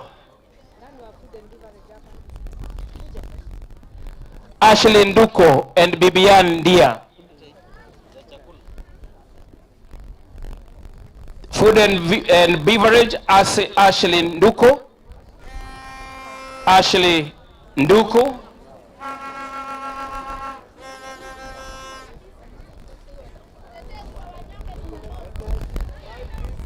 Very soon Ashley Nduko and Bibian Ndia wataanza kuserve chakula hapa White House tukiwa na events. Kwa hivyo mutie bidii. Sawa sawa. Bibian Ndia. Bibian ako wapi apewe zake?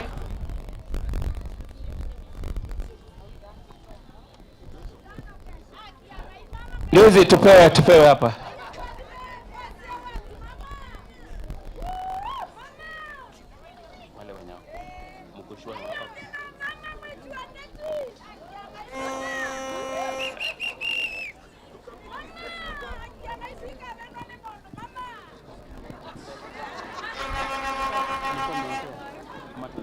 Wale wameshapewa wameenda, hawa ni wenye wako wamepewa.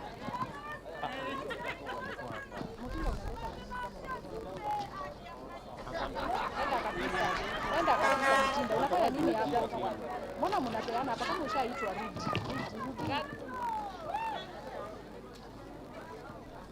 What next after? But we need to do it, to give out. Ni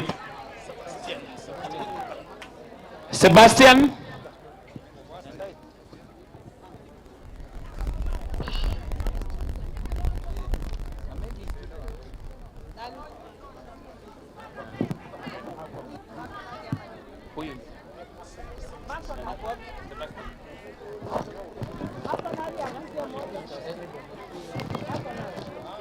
Sebastian Ndonye Kioko.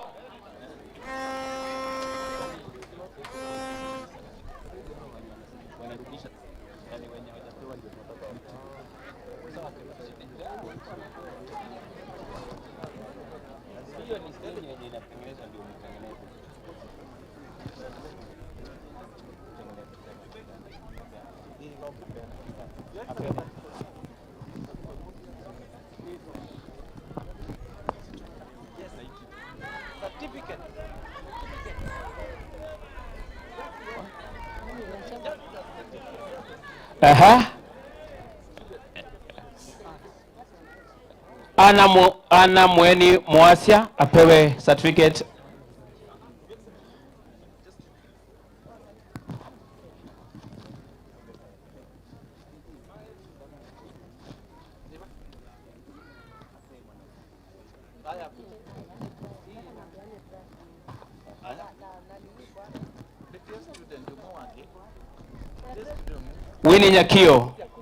Winnie Nyakio. Nipatie blow dry, vitu za salon kwanza, zije hapa zote. Mpatie. Ngoja tu kwanza.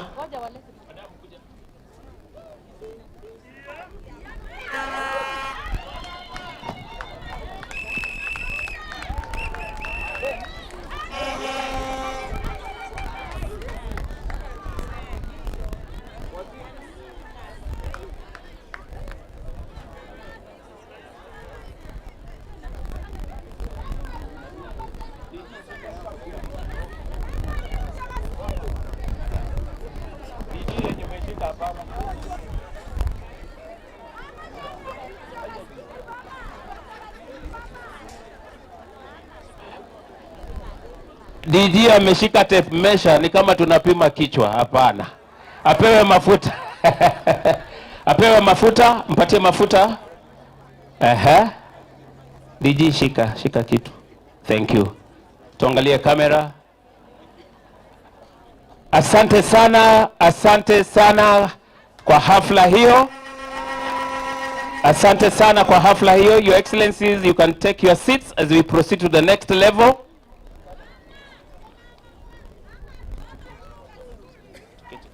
Tuketi.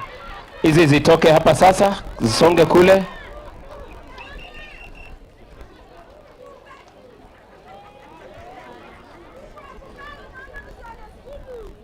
Basi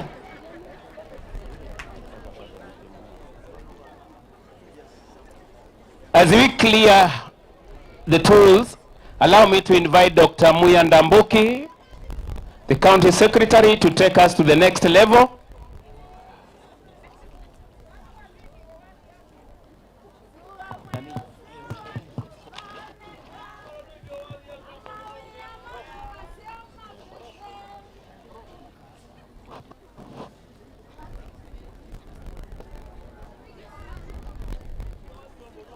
Excuse me, can you take your seat, madam? Madam Katie, please.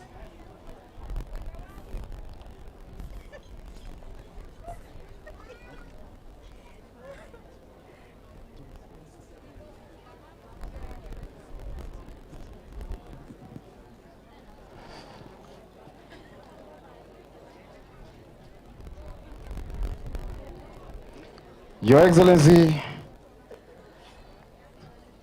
the chief guest in today's function,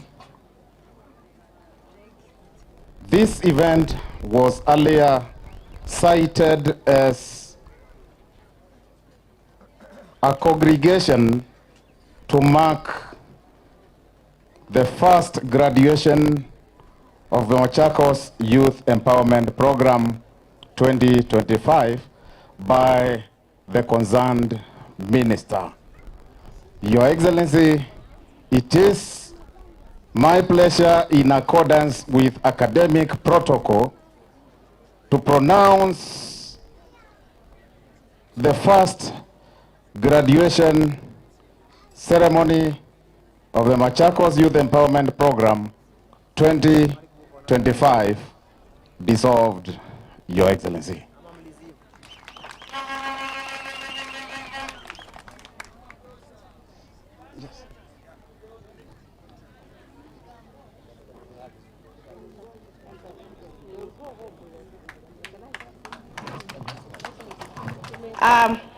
I want to make it very clear.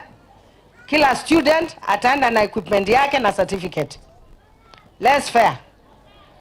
Minus fair.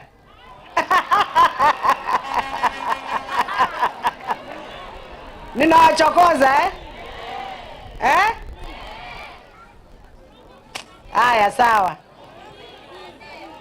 Si ni sawa? A promise is a what? Hakuna shida.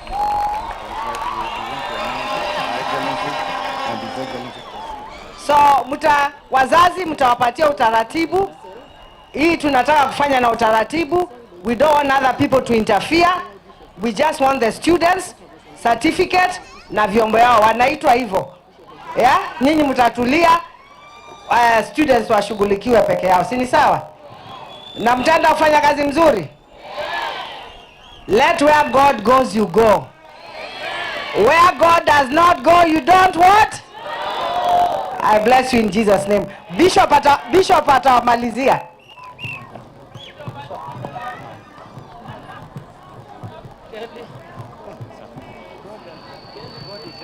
No, I'm saying. Aya basi, tutulie kidogo. Gavana amemaliza. Kila mwanafunzi, kila graduate mwana yako hapa ataenda nyumbani na certificate na tool. Na hiyo wengine, si ndio? Wapi makofi yake? Ndiposa tuende kwa hatua nyingine. Nitaomba AIC Bomani Brass Band, tafadhali muje upande huu. AIC Bomani Brass Band, muje upande huu.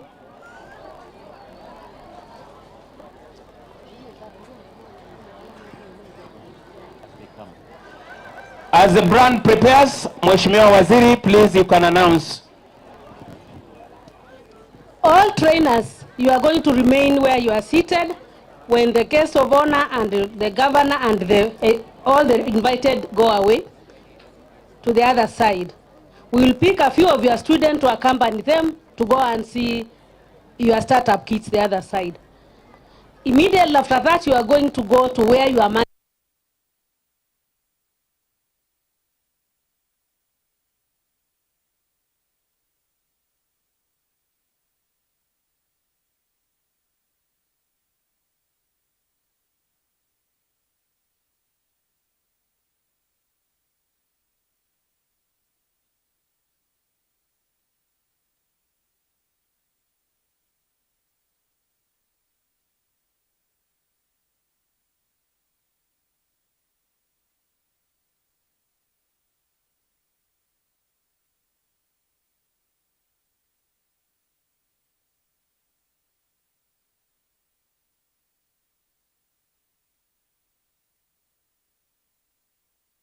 manager is. That is the person who will be issuing the certificates and the...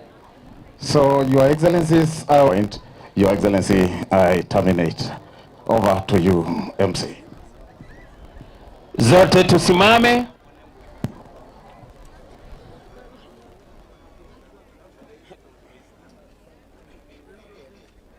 Brass band leader, prepare yourself for national anthem.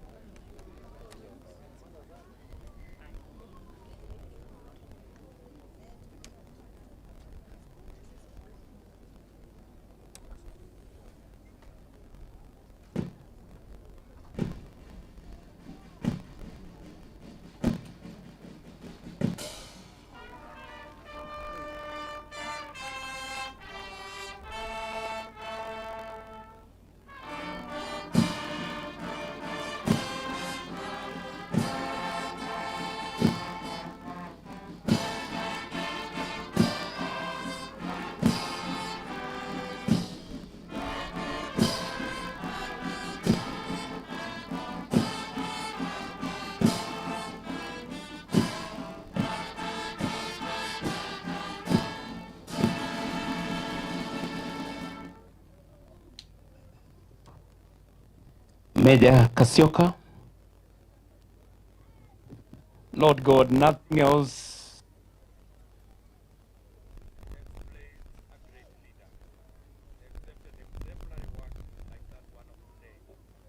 Thank you, Lord, because we've your works have been well explained through deeds. We thank you for the governor for this work. It is not hidden, it is very clear that these students will go home to start a new life. Thank you for the transformational agenda that has been achieved today. Thank you for the parents of these children. It is their will and desire that these children will grow and they will help themselves and they will become people of honor in their respective societies in Machakos County. We want to thank you as we come to the end of this and honor your name because these thoughts comes from you. And through prayer, they have been achieved. It's a continuation and we thank you for the next team that is coming next year. That they may be identified and come and go through the same training. This is the way to go for this great nation of Kenya. We thank you for the guest of honor. We thank you for the trainers. We thank you for the ECMs of this county.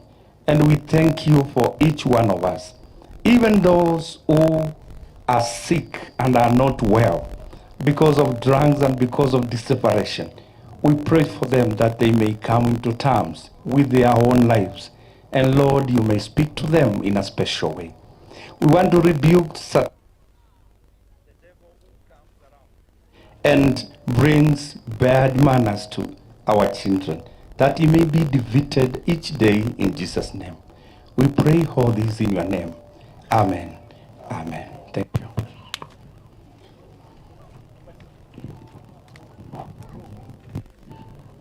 Let us remain standing as we usher out our chief guests.